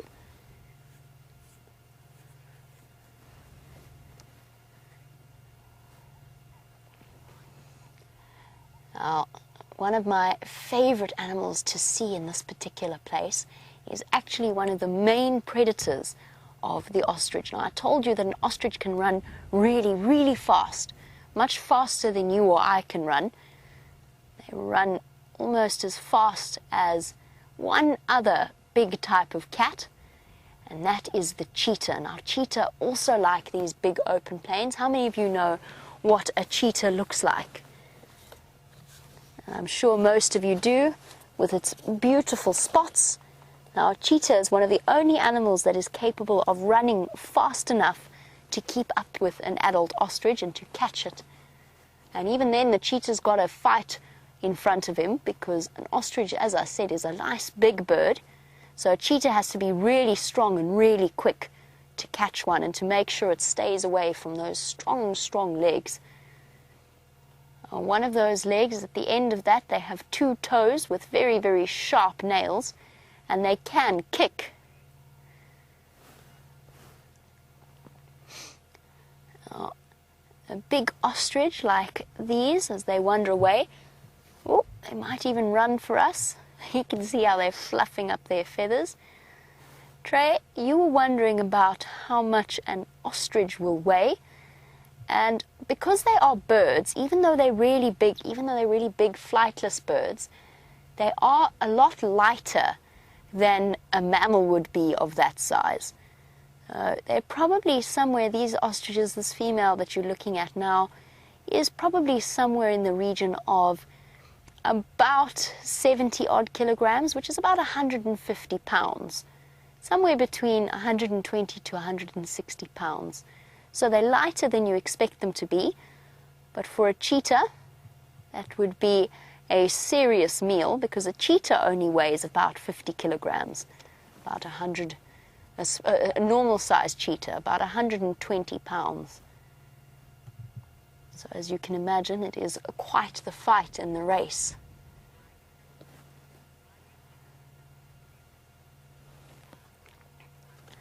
Now Bryson has asked an incredible question. Bryson wants to know why ostriches have feathers when they can't fly. Very, very good point. And Bryson, I'm going to turn that back around to you and say, why do you think penguins have feathers because penguins can also not fly?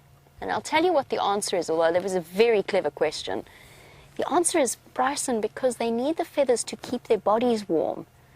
So the feathers act as extra insulation. But it's not just that, Bryson. It's actually the fact that all birds come from one common ancestor many, many, many hundreds of thousands of years ago. And that ancestor, in fact, they're one of the closest relatives of the dinosaurs. And you can kind of imagine it. How many of you have seen Jurassic Park? You know the way that the velociraptors run? They sort of look like the way that the ostrich's legs move, don't they? So there was a time when birds were still evolving feathers, and then they changed to different purposes. Some birds use their feathers to fly, some use them to keep them nice and warm, and some use them as protection. So also for the ostrich, it's a nice protective layer to make sure that its bodily organs are safe. I'm going to carry on. I'm going to look for some other wonderful, magical things to show you. In the meantime, there is another person who would like to say hello to you this afternoon, and I think he has some big buffalo as well.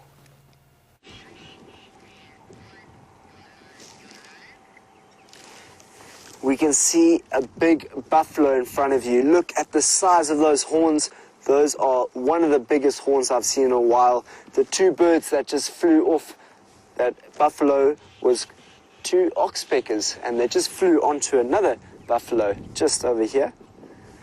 So we've got quite a few buffalo around us at the moment. So we've got this friend over here with a number of birds on top of his back. 1, 2, 3, 4. It's a very, very old buffalo.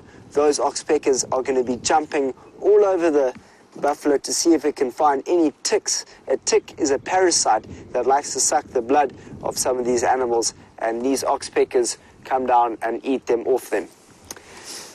Just wanted to say good afternoon to White Oaks, Mr. Smead and Mrs. McOwen. It is a pleasure to have you out here in the bush with all you kids. Hopefully we'll be able to bring a lot to you this afternoon. We've already got beautiful buffaloes down by a watering hole. If you look closely, have a look at the buffalo that is sitting in the water over there. That is probably a very significant thing that you'll see with big buffalo bulls. They love the water. As you can see, they chew and graze on the grasses, and then they sit in these watering holes during the hot days that we get out here, because they're also trying to get away from the sun. And also the reason I say that, we can see it better with this buffalo that is outside of the water. The skin has deteriorated quite a lot as they get older. So these old men get older and older, these older buffs, and you can see their skin begins to get worn down.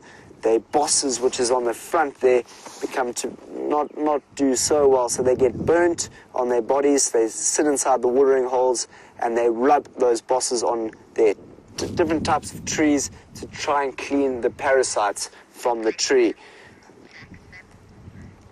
Look at how those oxpeckers can move around. Jackson would like to know how much a buffalo weighs. They can weigh from 1 to 2 tons. Very, very heavy heavy, heavy animals to view. And we've just been with an elephant, so hopefully we can see another elephant with you, and they can get up to 4 tons. They are very, very, very big. I actually just encountered one of the biggest elephants I've ever seen. It was quite a sight to see. But if we look around us at the moment, what else can we see in the bush? There's all sorts of things happening when you open your eyes and listen to the environment. So I've got my cap there. You can see some antelope in the distance there.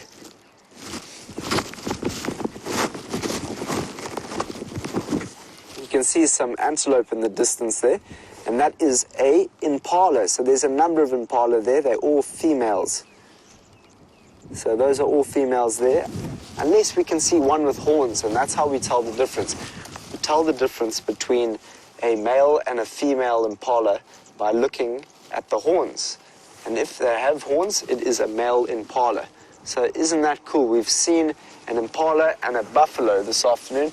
Let's see if we can go and find a leopard. We've been on the hunt, or the chase rather, to see if we can find them. We've been looking for tracks, and maybe we'll find them. Rich would like to know, why do they have horns? It's a good question. It's protection. So it's not only to defend themselves from predators, but it's also to... Ooh, that one's got a chip in its horn. So we can see there that he's been in a couple fights in his time. So often you'll find buffaloes running against each other like this, boom, hitting each other on the bosses. And that's to display dominance, to try and, be with the most females in terms of the dominance of the big, large herds. So what we're seeing here, James, is a small group of males. And normally we can find buffaloes in big, big groups, large groups of buffaloes that will travel far distances together. And these old boys cannot keep up with those herds anymore, so they sit down by the waterine areas, drink water and graze. But luck has it that we've got another antelope out here this afternoon, and just to the left there we can see an Inyala bull.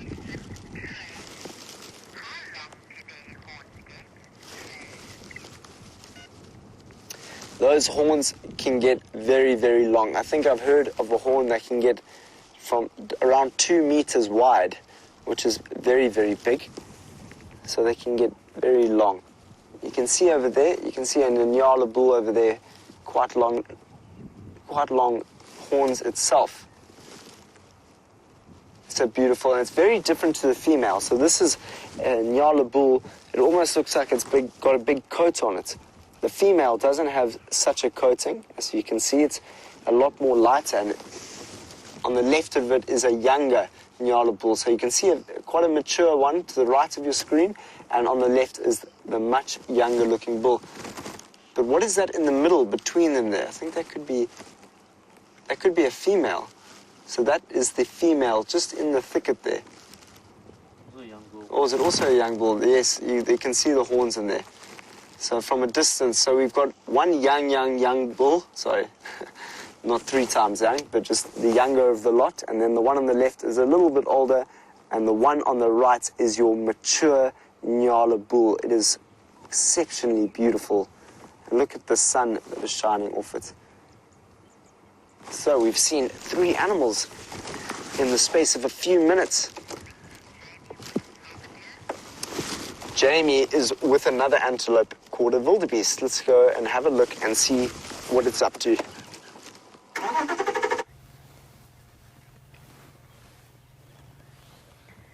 It's a beautiful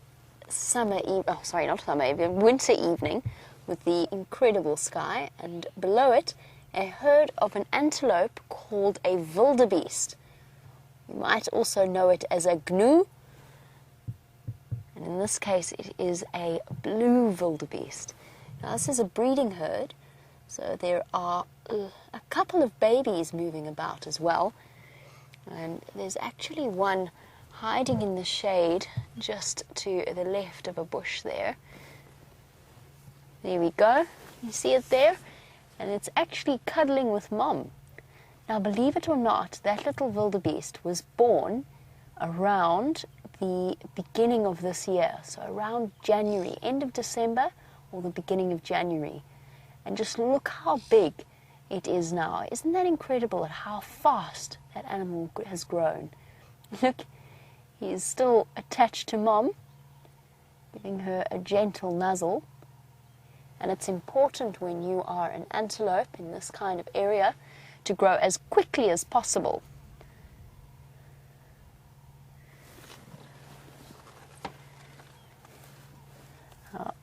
The reason it's so important to grow as quickly as possible is because there are so many different predators out here that could potentially be looking to eat a wildebeest. They're on everybody's menu. And what that means is that they actually have relatively short life expectancies.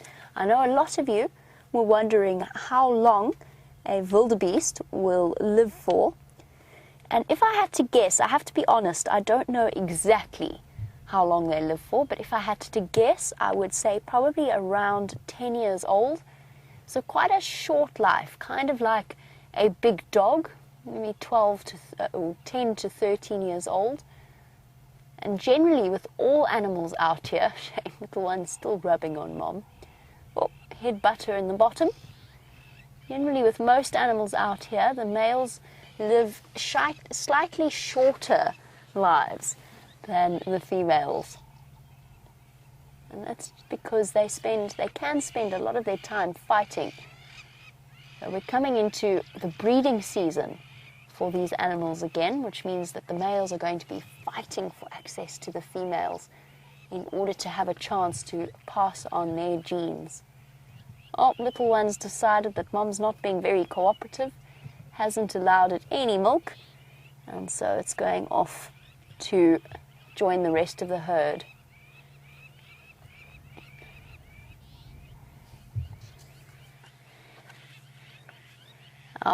Rihanna, you were wondering about how much a wildebeest weighs, and by the way, I've just checked in my textbook that I always carry with me, because it's impossible for us to know every fact about every animal, but I've just checked, and a wildebeest, I was quite close, but a wildebeest can live up to 15 years old. So that's how long they can live. And Rihanna, in terms of size, they're quite a big antelope. A big male will weigh about 250 kilograms. That's close to 600 pounds, about 550 pounds. The females are a little bit smaller, so they will weigh about close to... Sorry, I'm distracted. Bear with me 1 second. I just saw an impala running across the clearing. He's all the way on the edge there, Dave. He's sprinting though. I was wondering why it's running away so fast. Oh, it's stopped now. There you go. Well done, Dave, managing to spot that. And in fact, it's a little steenbok who's now hiding behind the bushes. Now, why did that steenbok come sprinting out of the trees and now hide itself under the bushes? Shall we go have a look? There might be something chasing it, maybe not, maybe it was just something that gave it a fright, but I'm not sure about you guys, but I want to go and investigate. Maybe there's a leopard, maybe there's a lion.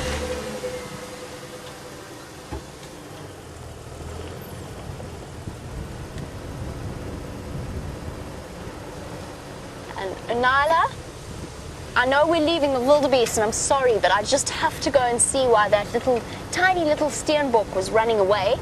You wanted to know why essentially a wildebeest has a beard that goes all the way down its neck. Why does it have long hair there but not on the rest of its body?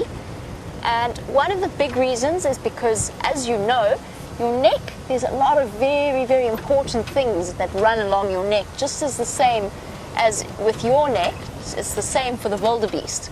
So we've got important veins and arteries that take blood up to our brains, and there's also our windpipe there. So our trachea where we breathe. And that, for the wildebeest, having a little bit of extra hair might make it difficult, because the first thing a predator does is they grab for the neck. That's what they go for. So having long hair there might make it a bit more difficult for the predator, if it's chasing a wildebeest, to actually get a good grip and to bite through. All right, let's see if any of you can spot the steenbok before I do.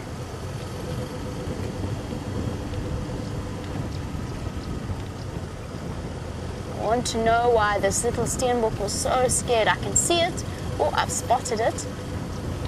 Let's go see why it's gone running like that. Jordan, while we come up to the steenbok, you wanted to know why a wildebeest has stripes.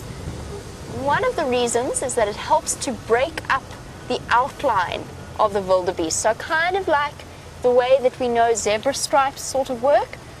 What it does is it means, especially imagine you're a predator and you can't see as well as a human being can see. So they can't see color. They can't see color as well as we can. Now just imagine the stripes make it just harder for that lion or a leopard to figure out where the animal begins and where it ends. Here's the steenbok now. It's hiding. He came and was hiding behind one of these bushes. Where did he go, Dave? I don't see him. I don't see him either. He vanished.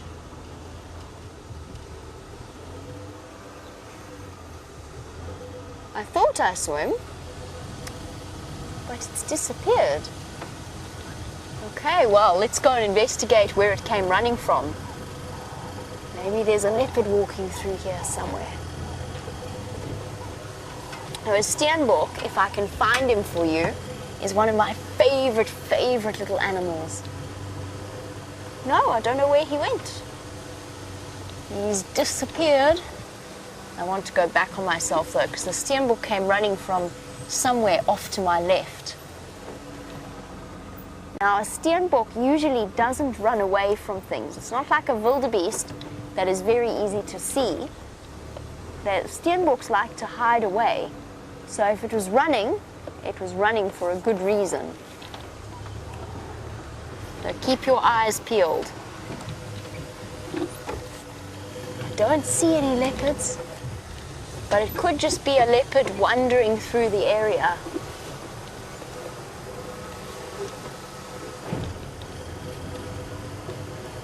Might not even be hunting, it might just be walking about because the weather's a little bit cool.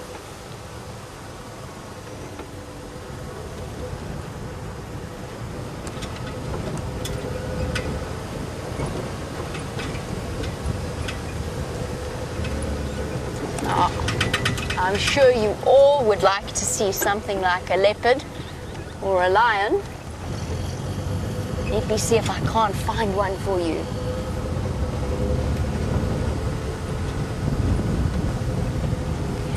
Here's a road that goes exactly where I want to.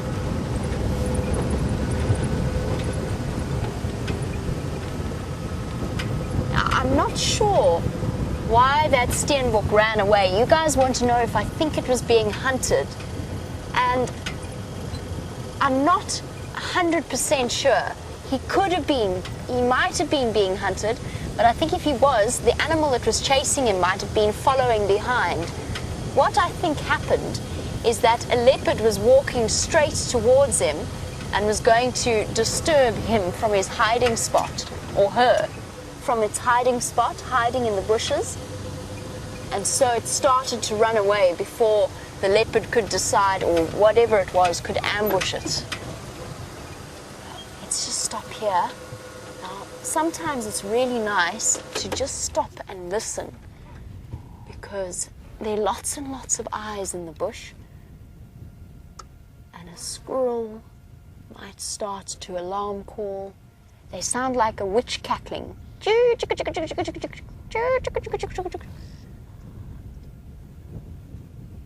it's all very quiet. Maybe it's just a silly steenbok. Maybe he got a fright for no reason. I'm going to sit here for a little bit and just keep listening. While I do, let's find out what Sam's up to.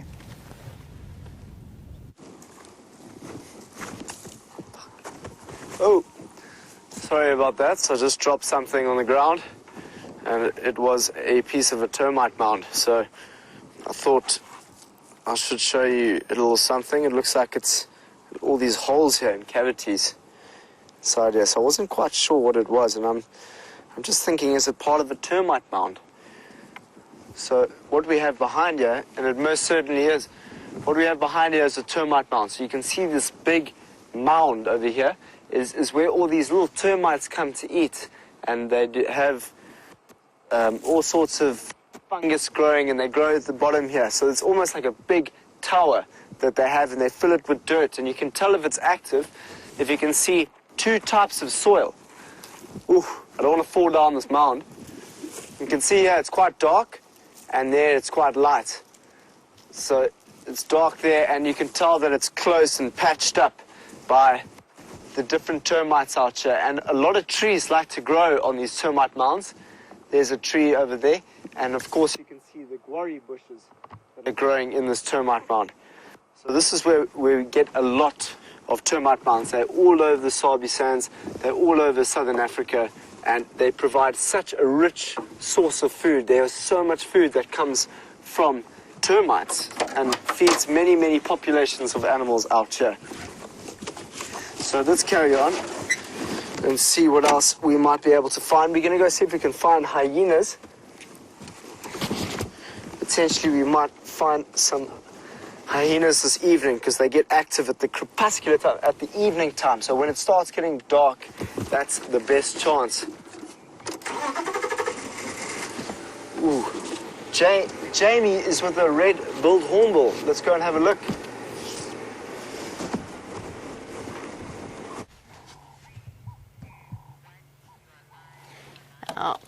How many of you have seen The Lion King? And do any of you know Zazu? Well, this is the bird that Zazu was based on. It's called a red-billed hornbill. And whilst we didn't find any leopards or lions hunting steenbok, we did find hornbills hunting insects. And watch the way that these funny little birds fly away. I was going to show you how they were hopping around trying to catch termites in the dun, but they've decided that they're finished with that for the afternoon, and they're off to find other things. Now this was a sound that I was listening for. You hear that? Quack, quack, quack. That's the sound of a grey go-away bird. And it's called a go-away bird because it sounds like it's saying, go away, go away. And it will say that to you if you go walking through the bush. It says it. I've had them shout at me before and tell me to go away. But it also says it to lions and leopards. So whilst I think that steenbok was just being silly, I think it just got a fright because maybe a twig snapped or something, and it just, because it's tiny, and a steenbok is very, very tiny. It's like a big terrier. Now, Jaden, you were wondering if that hornbill would bite, and the answer is yes. It would peck. It would peck you if it could. Now, hornbill, in my experience, to be completely honest, hornbill are a little bit stupid. A little bit very stupid. Now, hornbills very often see their reflection in glass windows and they go and they peck at it because they think that it's another rival hornbill that's maybe coming to steal their territory or steal their female. So they'll go and they'll peck at their own reflection in a window. So a hornbill is really good at catching insects, which means that he's got a very strong beak to catch them with. So yes, he or she might decide to bite if a human being ever captured them. Most of the animals out here are capable of defending themselves. And I'm actually going to stop here so that you've got one last view of the wildebeest. Got them running? Got them running, awesome. Look at them go. They're playing. The little babies are playing. Oh, got to the adults. It's time to calm down. Settle down a little bit. We've already done and explored whatever the steenbok was running away from, so now we can spend a bit more time with these beautiful antelope. And believe it or not, this is not in any way related to a cow, even though it kind of looks like one. You can sort of see it looks a bit like a cow, but it's actually more closely related to the impala and gazelle and other different antelope species, which in turn are very similar to the deer that you might see all the way where you are. Now, wildebeest just happened to be one of my favorite antelope. They're also really quite big. Trey, you were wondering about how long a wildebeest legs are. Now, it's difficult for me to show you exactly, so what I'll try and do, Trey, is when this wildebeest comes out again, if this wildebeest comes out again, no, he's decided he wants to stay, but we'll have a look at that one instead. Trey, I'm not a very tall person. I'm about 5'7", if that makes any sense, and I'm sure your teacher will help to give you a little bit of a perspective of scale. So a wildebeest leg is about 2.5 feet in height. It would probably come up to close to my hip bone.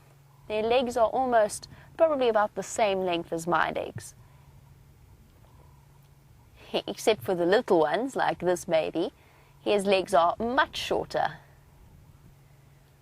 Now, there is an animal with much, much longer legs than the wildebeest, much longer legs than me, and in fact, much longer legs than almost anything out here. And let's see if you can guess what it is, because that's right, Sam has one of the tallest creatures out there.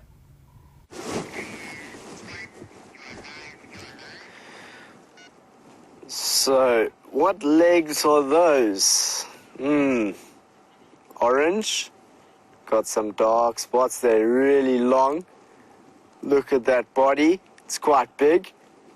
Oof, we're starting to get to a neck that's... Oh, it's not small. It's getting bigger. It's a giraffe. We found a giraffe that's eating on an acacia thorn. Isn't that cool? And it's a female giraffe. We can tell that it's a female because there's a little fur on top of her head. But look how beautiful she is, and look how long those legs are. She really is a beautiful looking giraffe. There she goes. So lucky we just got you in time to see one of the if not the tallest animal in Africa. There she is again. You can just see her head popping around. I'm just gonna... So it is the world's largest land mammal. The whole world's biggest land mammal. I'm going to get to another position where we can have a look at her. Look how she has to... Sorry, I meant to say the tallest. The biggest is the elephant, the tallest is the giraffe. So big elephant, tall giraffe. And you can see how far she has to bend down to get that tongue onto that tree there. And you can see, if we're lucky enough, we can have a look at her tongue, and her tongue is 45 centimeters long, which is very long. If you can get a ruler out, take a ruler, and then halve the ruler and put that next to the other ruler. So 45 centimeters. Our rulers here in South Africa are 30 centimeters. I'm not sure how big yours are. There we go. There she is. She truly is beautiful. So that is 17 inches. 17 inches is the size of her tongue. And you can see how black it is. It's really, really dark. There we go. You got to see it. And the reason they have such dark tongues is so that they can eat the plants that are very, very thorny.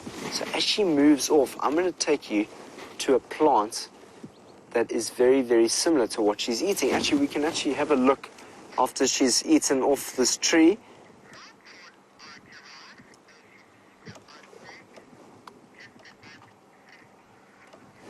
So, you would like to know how tall a giraffe is. Is that from Alicia? Is that right? Alicia would like to know that. They can get up to Asia Lee would like to know how tall a giraffe can get to. They can get up to 15 feet. 15 feet. That's really, really, really tall. Is she? So that is just a female. The males can get quite a lot bigger than this female that we're walking in front of us right now. So this is a female that is often followed by a male, so we might just be lucky enough to see the male around here. I'm just going to drive on a little bit. If we just look at this tree just in front of us here, look at all the bumps and knobs on this tree. That's the exact tree that she's been eating on.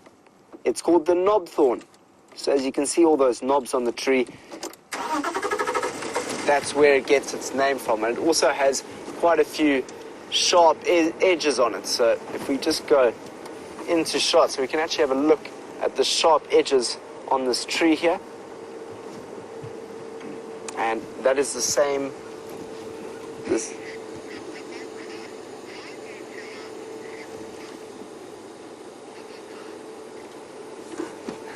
The whole class would like to know why giraffes have spots. Well, it is evolved. They've evolved to have spots, and it's an adaptation to camouflaging to the environment. It might help them move around the bush a little more safely. It helps them kind of go against trees and be a little bit more camouflaged within the trees. So it's all about camouflage out here in the bush. So they need to be camouflaged because of some of the predators that are out here. So you get some big predators like lions and the leopards that might eat the young ones, especially the young ones. These big ones are much harder to take down, but a group of lions wouldn't be scared. And you call a group of lions a pride of lions. So there we go, that you could just see the giraffe eating on the same tree that we just showed you, and we showed you those thorns. So can you imagine eating food at night time with your supper that has thorns in it? Wow, that would be quite uncomfortable. I can't say that I've ever enjoyed a meal that has thorns in it. Let's carry on. So over here is our largest. So what we see in front of us on the dashboard here is an elephant. And hopefully we can find the elephant. If we're lucky enough, we'll be able to see it. And so it is the largest land mammal, and that's the tallest. Still going, you can see her. She's really enjoying this tree. And she's quite enjoying our company. She's just been walking next to the road. Have a look at the top of her head. Can you see those little horns coming out? They're called ossicones. So if there's fur on top of it, if you see that the top of those horns are quite furry, that means that she's a female. And now you can quite clearly see how black her tongue is. There we go. So the males will use those horns to fight against other males, and that's why we can tell the difference between a male and a female often by looking at those horns, because the female has fur on the top and the male doesn't, because he's been fighting with other males. So hopefully if we get to see a male, I'll show you the top of their heads. You'll notice they don't have any fur on the top of their ossicones because they swing their necks. You can imagine those large necks are swinging like this, swinging those necks and hitting the other males, and that will deteriorate and make their horns go a little bit flatter than that of a female. So that's how we tell the difference. And it's incredible to watch a big giraffe. Guys, are you asking me if I've ever seen a giraffe fight? I've definitely seen a giraffe fight. It was the funnest thing to watch, really. I mean, fun is not the right word. It was interesting to watch. It was these really, really tall animals. You know, it's quite awkward watching them fight, you know, because all they can fight with is their neck. Imagine going and fighting with your neck. It would be quite hard, don't you think? So I have seen that before, and it's quite an interesting thing to see. Hopefully when you come through to South Africa one day, you get to see that. Jaden would like to know, how long do giraffes live for? Well, it's different, of course, with every single giraffe. There's all sorts of influencing factors, but the general age that they can live to, the life expectancy, is plus or minus 20 years with a giraffe. Look how beautiful you are. There she is in the evening sunlight. She's just been following the roads.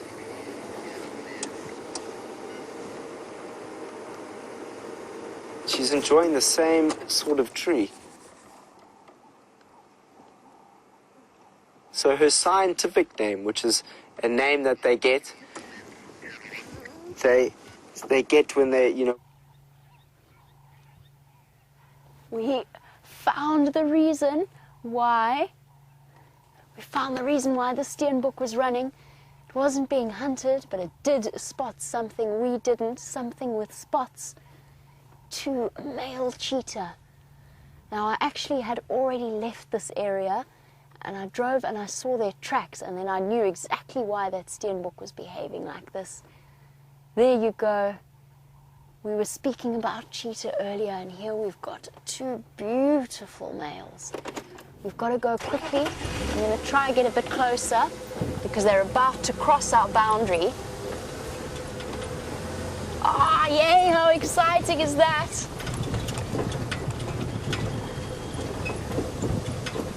The 3rd biggest cat that you get out here in the wild, and the fastest animal, and they've just spotted the wildebeest. We're going to stop and we're going to switch off because the wildebeest haven't seen them.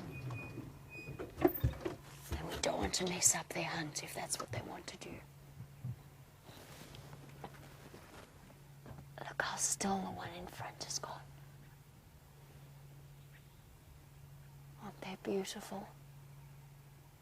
They're stalking.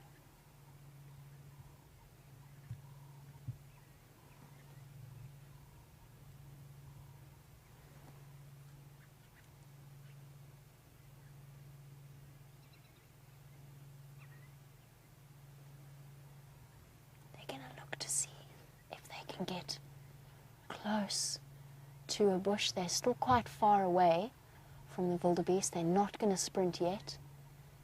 They're going to keep stalking. They're going to get closer and closer, staying behind the trees for as long as possible. And only when they're close enough are they going to start to run. There are the wildebeest there in front of me. So they're still far away. And these cheetah are empty-bellied. They're looking very, very hungry. So we can watch them for now. They're just going to creep up bush by bush by bush.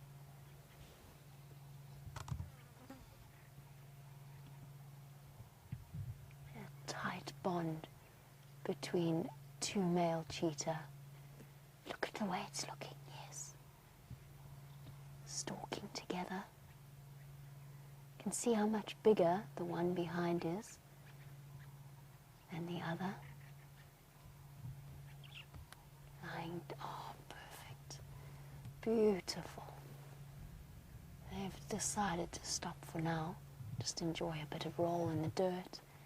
You guys wanted to know how fast a cheetah can run, and the answer is about 100 kilometers per hour, which is, they can easily run 60 to 70, probably about 70 miles would be the fastest that a cheetah can go. See how carefully they're concentrating. Now watch their tails twitching from side to side, just like your pet cats might do.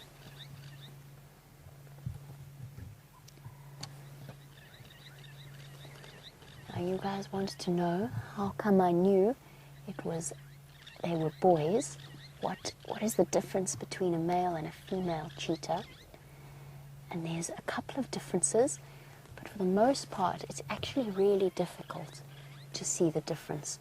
But a female cheetah is almost always on her own, unless she has babies with her.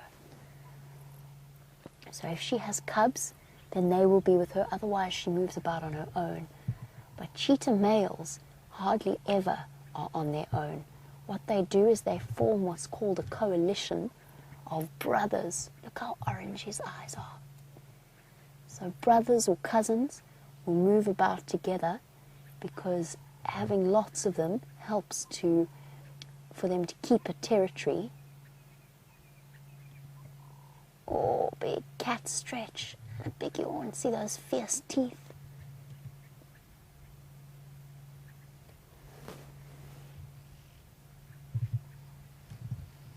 Unfortunately, Mr. Smead's class have to go about the rest of their school day, but I'm so glad that you got to see the cheetah. So I'm going to say goodbye and thank you from Dave and myself. I hope you have a wonderful day, kids, and maybe we will see you next time on Safari. Bye-bye.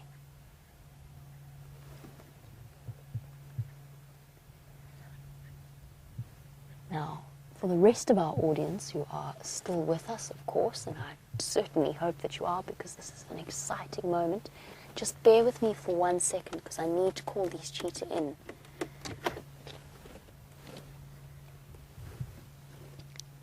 Stations, if anyone can copy me, I've got 2 Madora Skankank on the Mala Mala boundary of the CP Open. Look at them sneaking forward.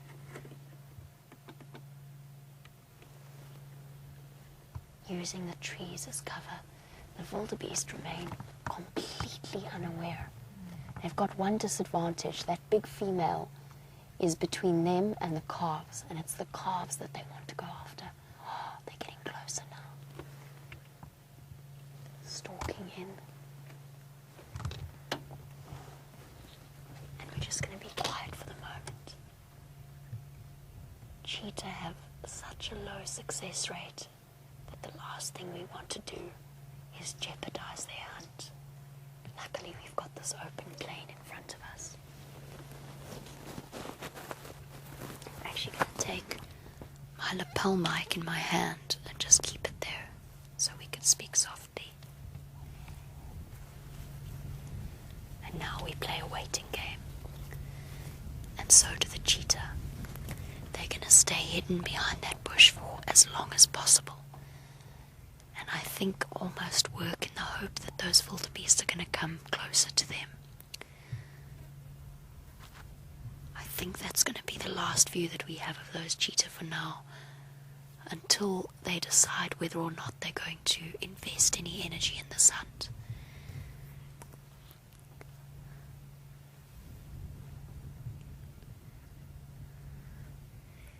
This is so exciting. This is what we've been waiting for in this open clearing.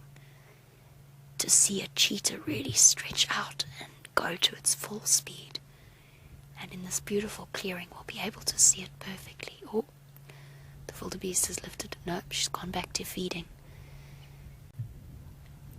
Did you know something? I nearly left this area. But something was bugging me about that steenbok's behavior. There she go. There they go. This is incredible.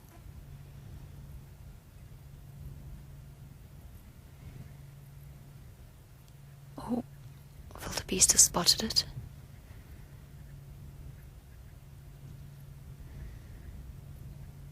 Where's she? She hasn't alarm called her. She's gone back to feeding. That's incredible. She looked right at it. I was certain that the game was up.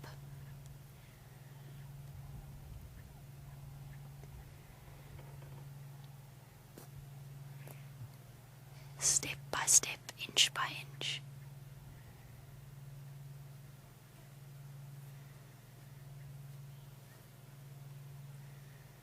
The second brother moving forward to join. And even 2 males like this would have a hard job taking down an adult female.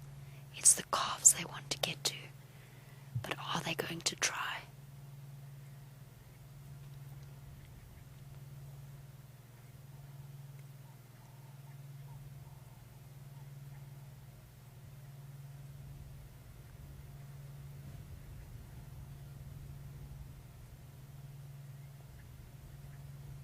can't believe how close they've got.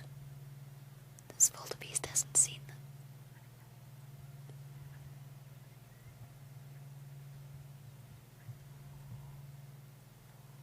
Okay.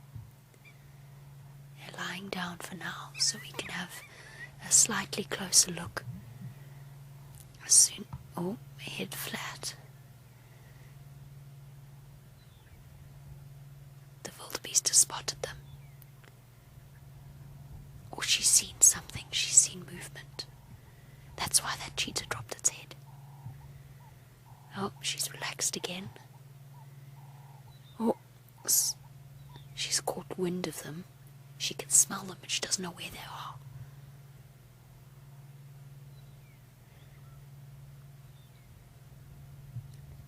It's a standoff. They're probably about 30 meters from each other now. Cheetah can cover that distance in a split second. But I think the game might be up.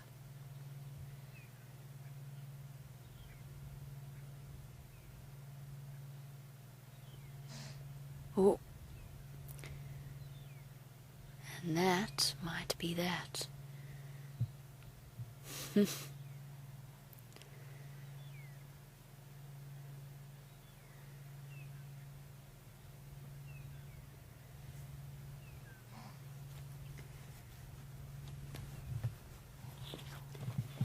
game is up. They've been seen. The question is, are they desperate enough to still attempt a hunt? The rest of the wildebeest are now aware of what's going on.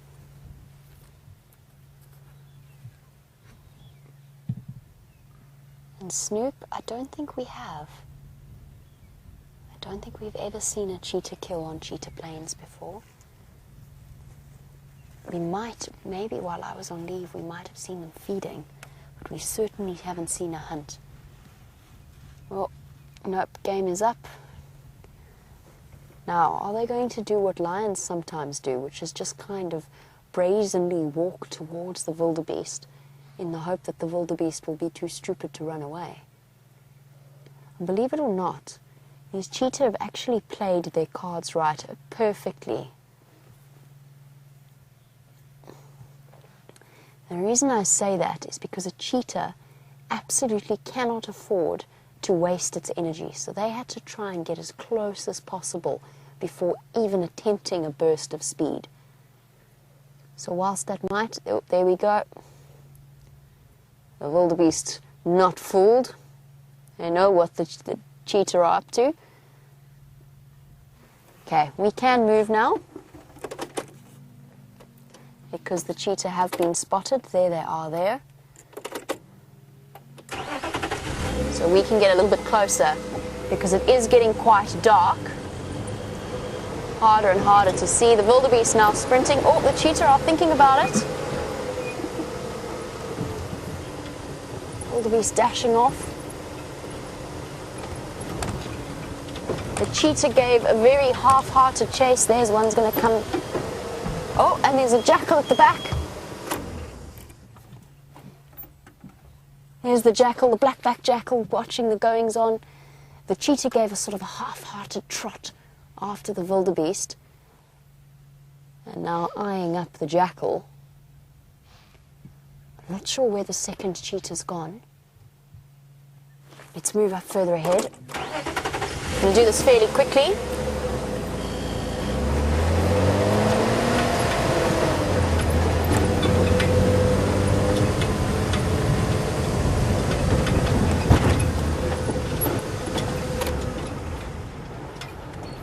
The wildebeest streaming across in front of us. Not at a full-out run, but keen to put a little bit of distance between themselves and the big cats. Alarm calling. Here come the cheetah. Not quite fully deterred. They're hungry.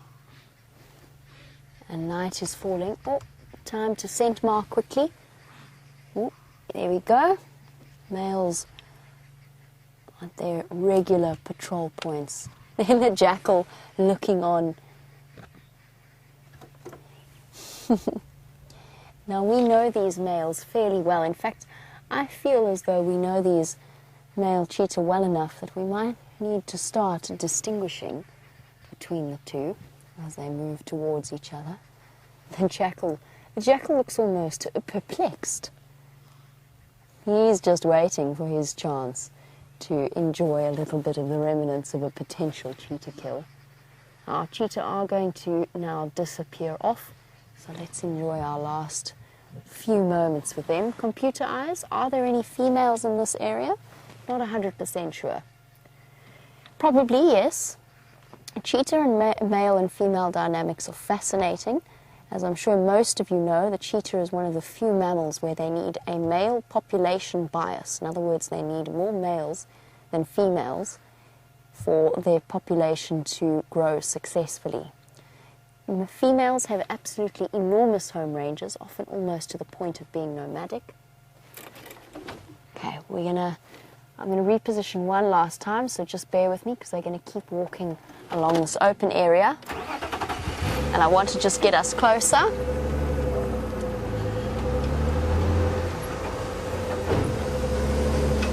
We'll come back to the poor disoriented wildebeest. I just don't want to lose the cheetah. And while we were watching that hunt, Chelsea, you were wondering why a cheetah's ears twitch. And the answer is two things. Oh, there they go. That's going to be the last that we get of them. So let's just enjoy them while they disappear. Unfortunately, it is getting very dark, and as you know, we cannot spotlight diurnal animals, particularly diurnal predators. Oh, another scent mark. Kelsey, they twitch because of the flies. Here we go, he's urine spraying on the tree. And I also suspect that there is an aspect of visual communication to those twitches. So just like with lions, we've spoken about this before, and there's actually a lot of ongoing research into the dynamics of a coordinated hunt.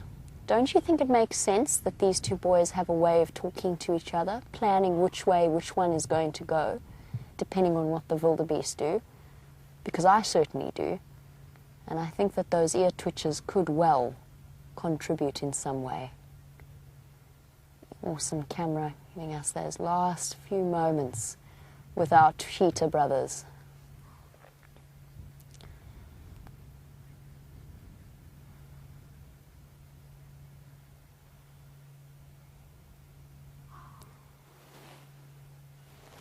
One of the interesting outcomes of the dynamic between the males and females of cheetah is that, Darlene, yes, you are absolutely right in what you've read.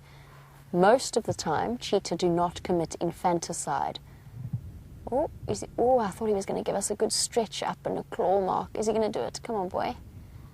Give us a good stretch up. Oh, no. Just going to spray. Aren't they beautiful? So Darlene is correct in the essence, in the sort of the bare essentials. Cheetah very seldom commit infanticide.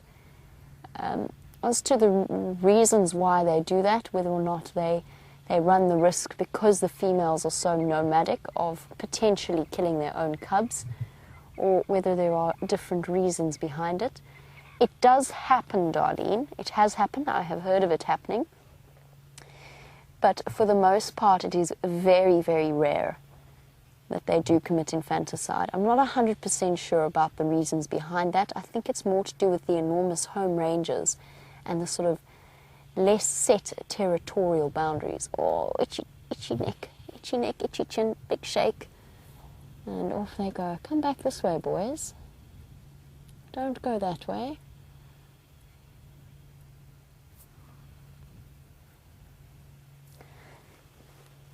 What an awesome end to the afternoon.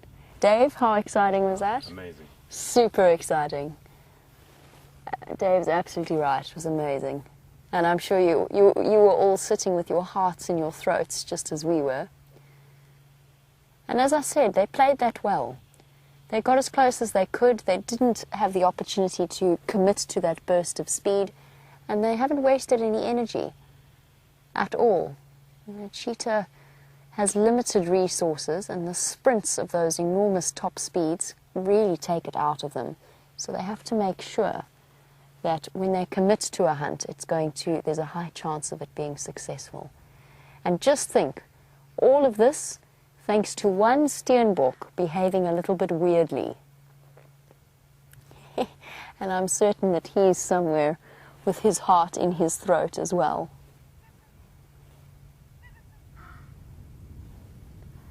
Yes, wildebeest, all huffing and puffing. Ooh. They're gone now. They're very far away. And as our cheetah disappear from view completely into Mala Mala, we come to the end of an extraordinary sighting.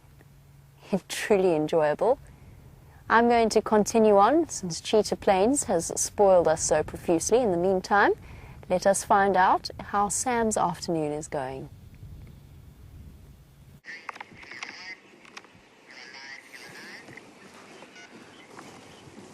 On the tree over here, we have 2 tawny eagles.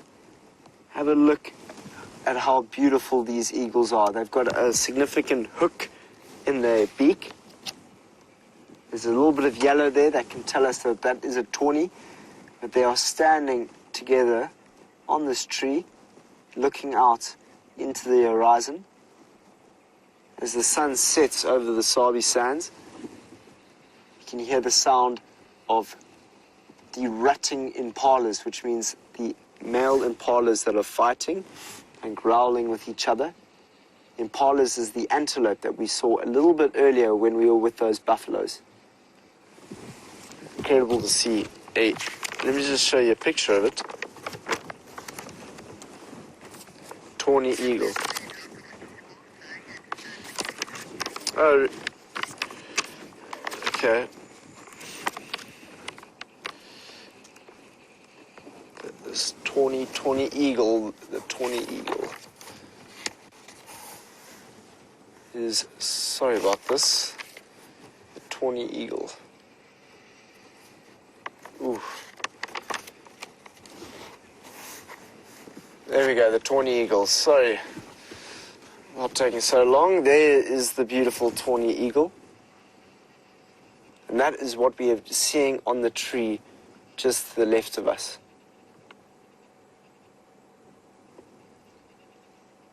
So you have just had the most incredible sighting with Jamie. I'm so happy. I can't tell you how happy I am to hear that you saw a jackal, an ostrich, and cheetah. I'm so happy to hear that. What a cool sighting. Well done, Jamie, really.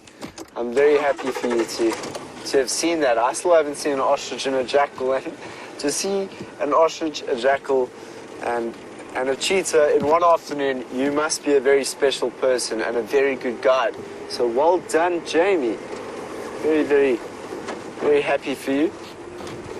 We are going to see if we can find a leopard. I keep saying that we are going to find leopard today, and we are off to see if we can find any tracks, or maybe see them walking off into the distance. So cheetah is something we don't see quite often out here, and I just really want to find a leopard so that you guys can all have a good, distinguished features. So you can really see in one afternoon the difference between a cheetah and a leopard. So Wium has got his eyes peeled. I'm getting my torch out, and we're going to see what we might be able to find this afternoon.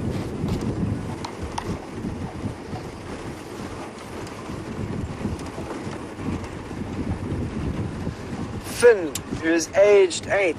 Finn, they are part of the same family group, which is the feline family group, and they're pretty much cousins, and they are different in the sense that the leopard is a little bit bigger, a little bit stronger than the cheetah, but the cheetah is the fastest animal out on the bush, in the bush. And you'll find that the cheetah has a lot of spots, whereas the leopard has rosettes. And leopard like to carry things. They bite over the neck of an impala or something that they've killed, much like you saw them stalking wildebeest, I hear. How cool. They could have You know, a leopard would kill something and carry it up a tree, whereas a cheetah can't do that. So you'll just find cheetah on the ground feeding on animals, whereas a leopard... So what I'm going to do is, I'm going to give you, just while we listen to any sounds of any animals getting flushed out the bush or an alarm call of something, we are going to quickly show you the difference between a leopard and a cheetah, so that you can understand the... Right, so there's our friend the cheetah that you've just been with. And if you can quite clearly see the spots on the cheetah, have a look at all those spots, you got to see that. And much longer legs, much more, almost like an athlete, looks like more of a runner. And it's got those long stripes beneath its eyes there. So that is a cheetah, and that is a lion, and that is a leopard. So can you see that? Much stockier, which means it's a lot, bigger, stronger. Looks like it's been going to gym, or it's a strong animal that is able to carry all sorts of prey up a tree. So that is the rosettes. So now you can quite clearly see the rosettes in the pattern of the leopard. So I'm going to show you one more time. Have a look at those rosettes one more time, and they will be able to show you the difference between that and the cheetah, which is spotty. Look at how spotty the cheetah is.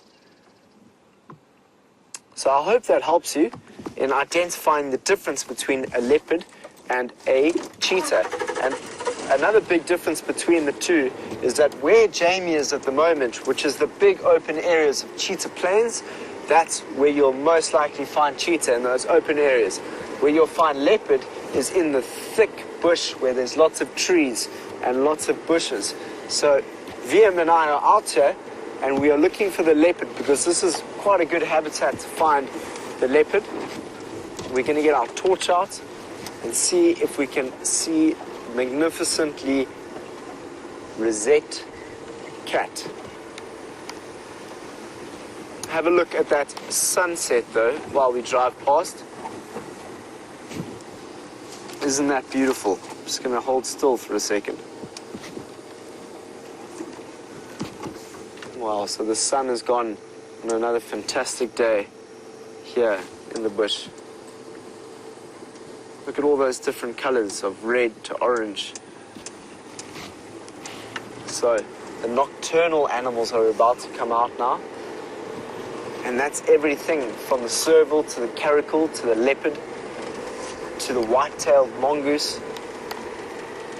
We're going to keep a keen eye open to see if we can find you a leopard this evening. We've got 20 or so minutes left of drive, and I'm determined to find you a leopard. We'll see. We're going to look on top of all types of termite mounds, all the different termite mounds, to see if one is sitting up there. But they're going to start getting active, so they very well might actually walk in the road in front of us. So we might just have luck on our side this evening where a leopard will walk on the road.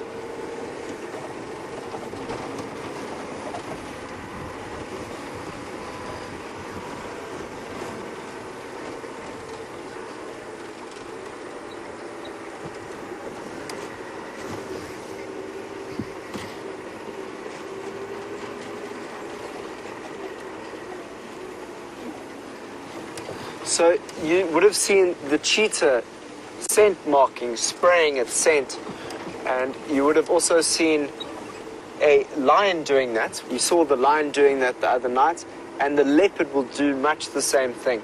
And it's all part of their way of dealing with territory, so they'll walk their territories. You probably would have seen the two male, the male cheetahs that will be marking territory, and it's their way of marking territory when they spray. So that is what they were doing.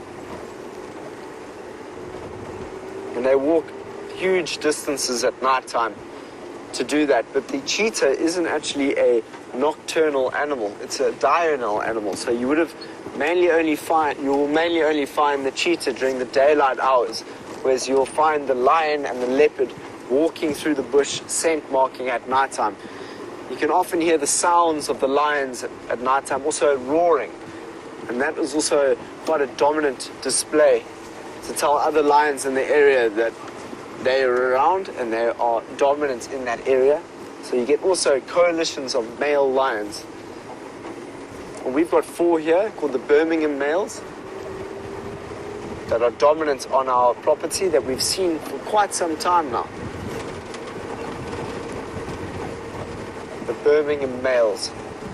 I don't know which male lion we saw yesterday. There's reports on saying it could be a Matimba male, which is one of 2 that used to be here. And then it could have also been a Charleston male. So there's or even a Styx male. So it's quite difficult to determine. I've been trying to find out from other guides in the area which male lion it was. But if you were with me last night, it was one of the most beautiful male lions I've ever seen. Genuinely, I couldn't believe how dark his mane was. And it's often with male lions, the darker the mane, the more dominant the male lion. Let's have a look here. There's an impala running across the road ahead of us.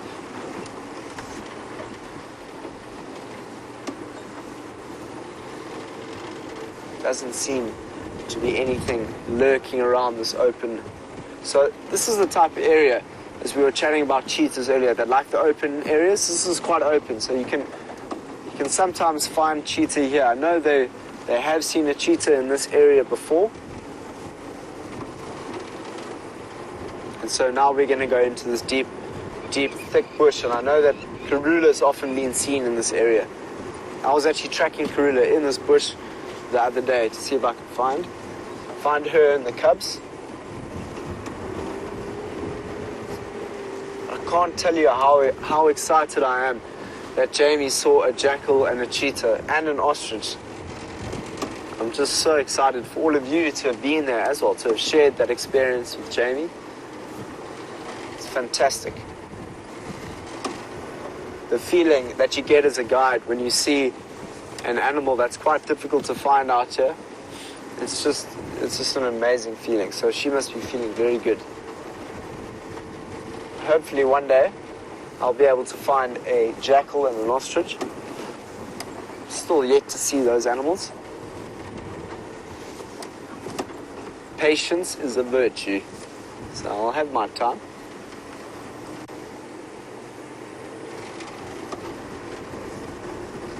Right now we're going to look for a male leopard, and I know that there has been reports of male leopards in the area, so we're going to look in every direction to see if we might be able to find one walking through the brush.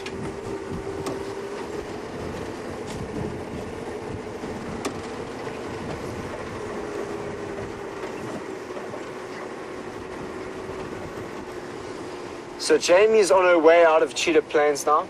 Let's go and say goodbye to her from Cheetah Plains, and we'll meet her back again in Vuyatela. And we're just going to drive through here and see if we can find something that we might be able to show you when you get back.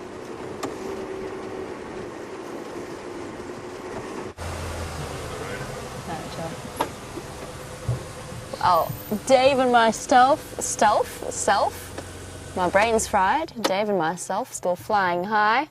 Oh, not quite as high as that nightjar did, however, but that would look like, it was so quick I could barely see, but it looked like a fiery-necked nightjar.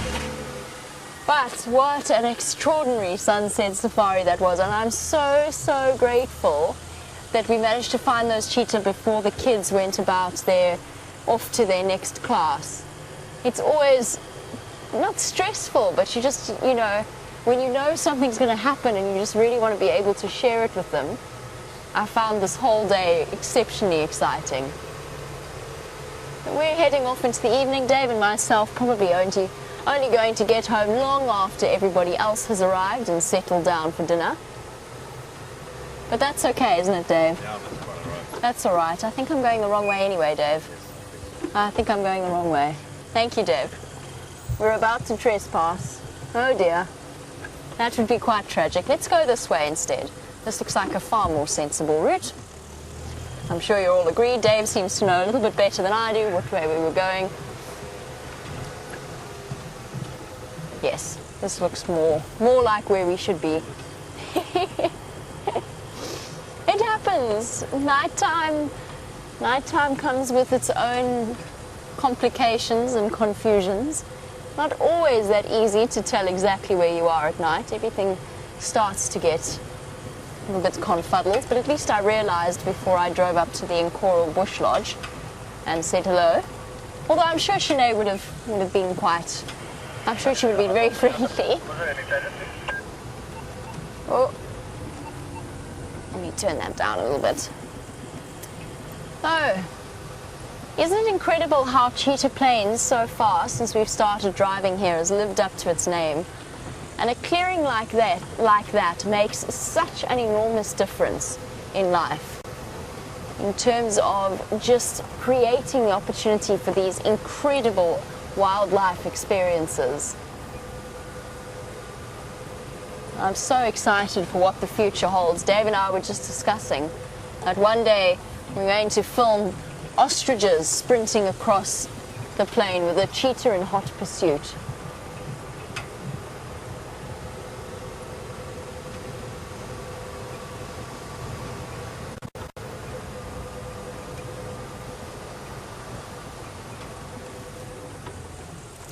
Oh, well, that I'm really thrilled to hear, because not only did we have, well, we had ostriches, which was quite unusual. We had the cheetah, which is obviously always exciting. But for James Richards, who's been asking for black-backed jackal since we started traversing Cheetah Plains, this was a first for you. And I'm really glad that we were able to provide that opportunity, wasn't it? It was actually quite funny, the way that jackal kind of rocked up, all sort of nosy, like, what are you guys up to? I know what's going on. I'm sure I could get something of use in this whole scenario. But wonderful to see them. I must say, Dave and I were talking about it on our way to Cheetah Plains. I've never been in a place, or at least I've never worked in a reserve where I've seen so few jackal, or at least even heard so few jackal. And it's something that apparently happens with jackal populations. They fluctuate, they go up and down over a couple of years cycles, which is why we just seem to be in a dip at the moment in terms of jackal populations. But it's interesting, and I've learned a great deal from that.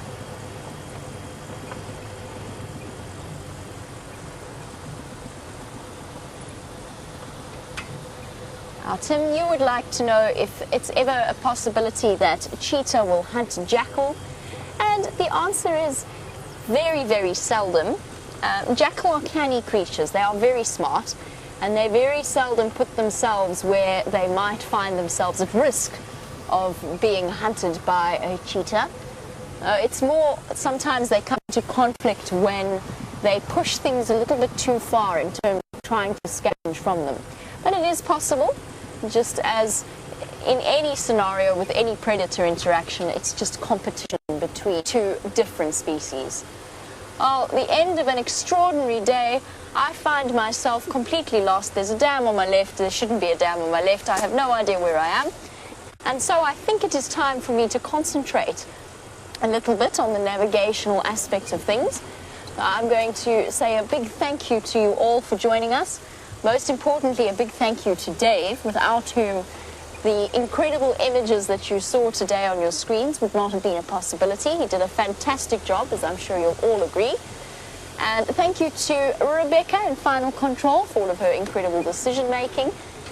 Right, most importantly, thank you to you all. Hopefully, I find my way out of Cheetah Plains and we're not still driving around here when morning comes.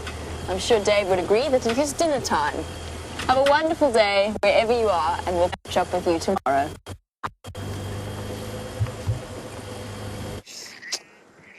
I thought it was... Have a look at the bush baby we have just found in the tree there. You can just see him sitting and holding on to a branch there, or the trunk. Hopefully he'll move for us and show us his face. or her face. It's the first time I've ever seen one. This is so cool to see a bush baby in a tree. There we go, just saw its head move. How cool is that? So we were off tracking a leopard, and next thing we find a bush baby in a tree. So that's what it's all about, eh? You can go off looking for one animal and end off on the trail of another.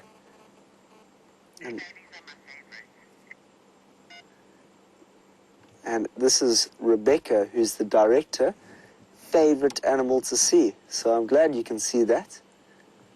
It's cool to show and hear about all the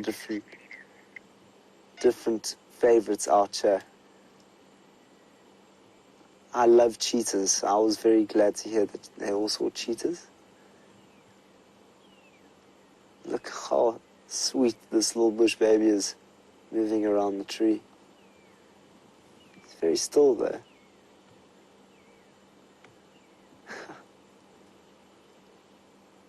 You can see those little ears. And they can move quite quickly around the trees. Often I'll just be standing outside and I can hear them jumping around.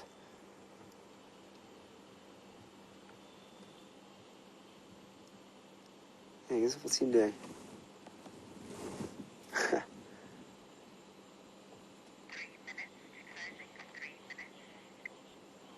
Looks like he's rubbing himself on the tree there.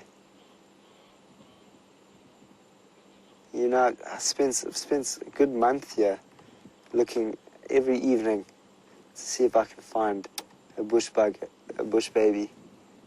And I finally got to witness one. So I'm very, very happy.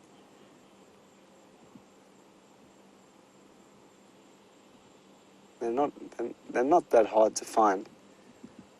I often see them out here. That and the flap-necked chameleon is the two nocturnal animals that we quite often see here. In fact, he just had a good look at us. Very, very sweet little animals. Oh, there he goes. Wow, do you see how quick that was? I didn't even know where he went. Yeah, that was cool.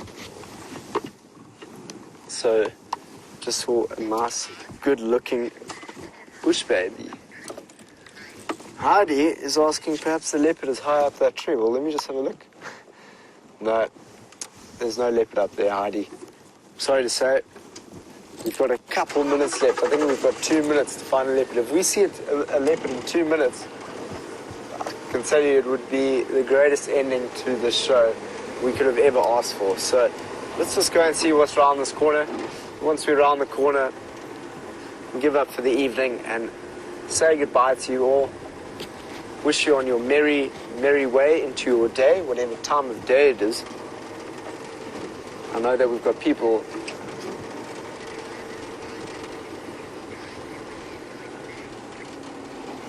guys, I'm so glad everyone enjoyed the drive this afternoon. It's been really fun. We've been out there, we've seen some big elephants, the biggest elephants I've seen.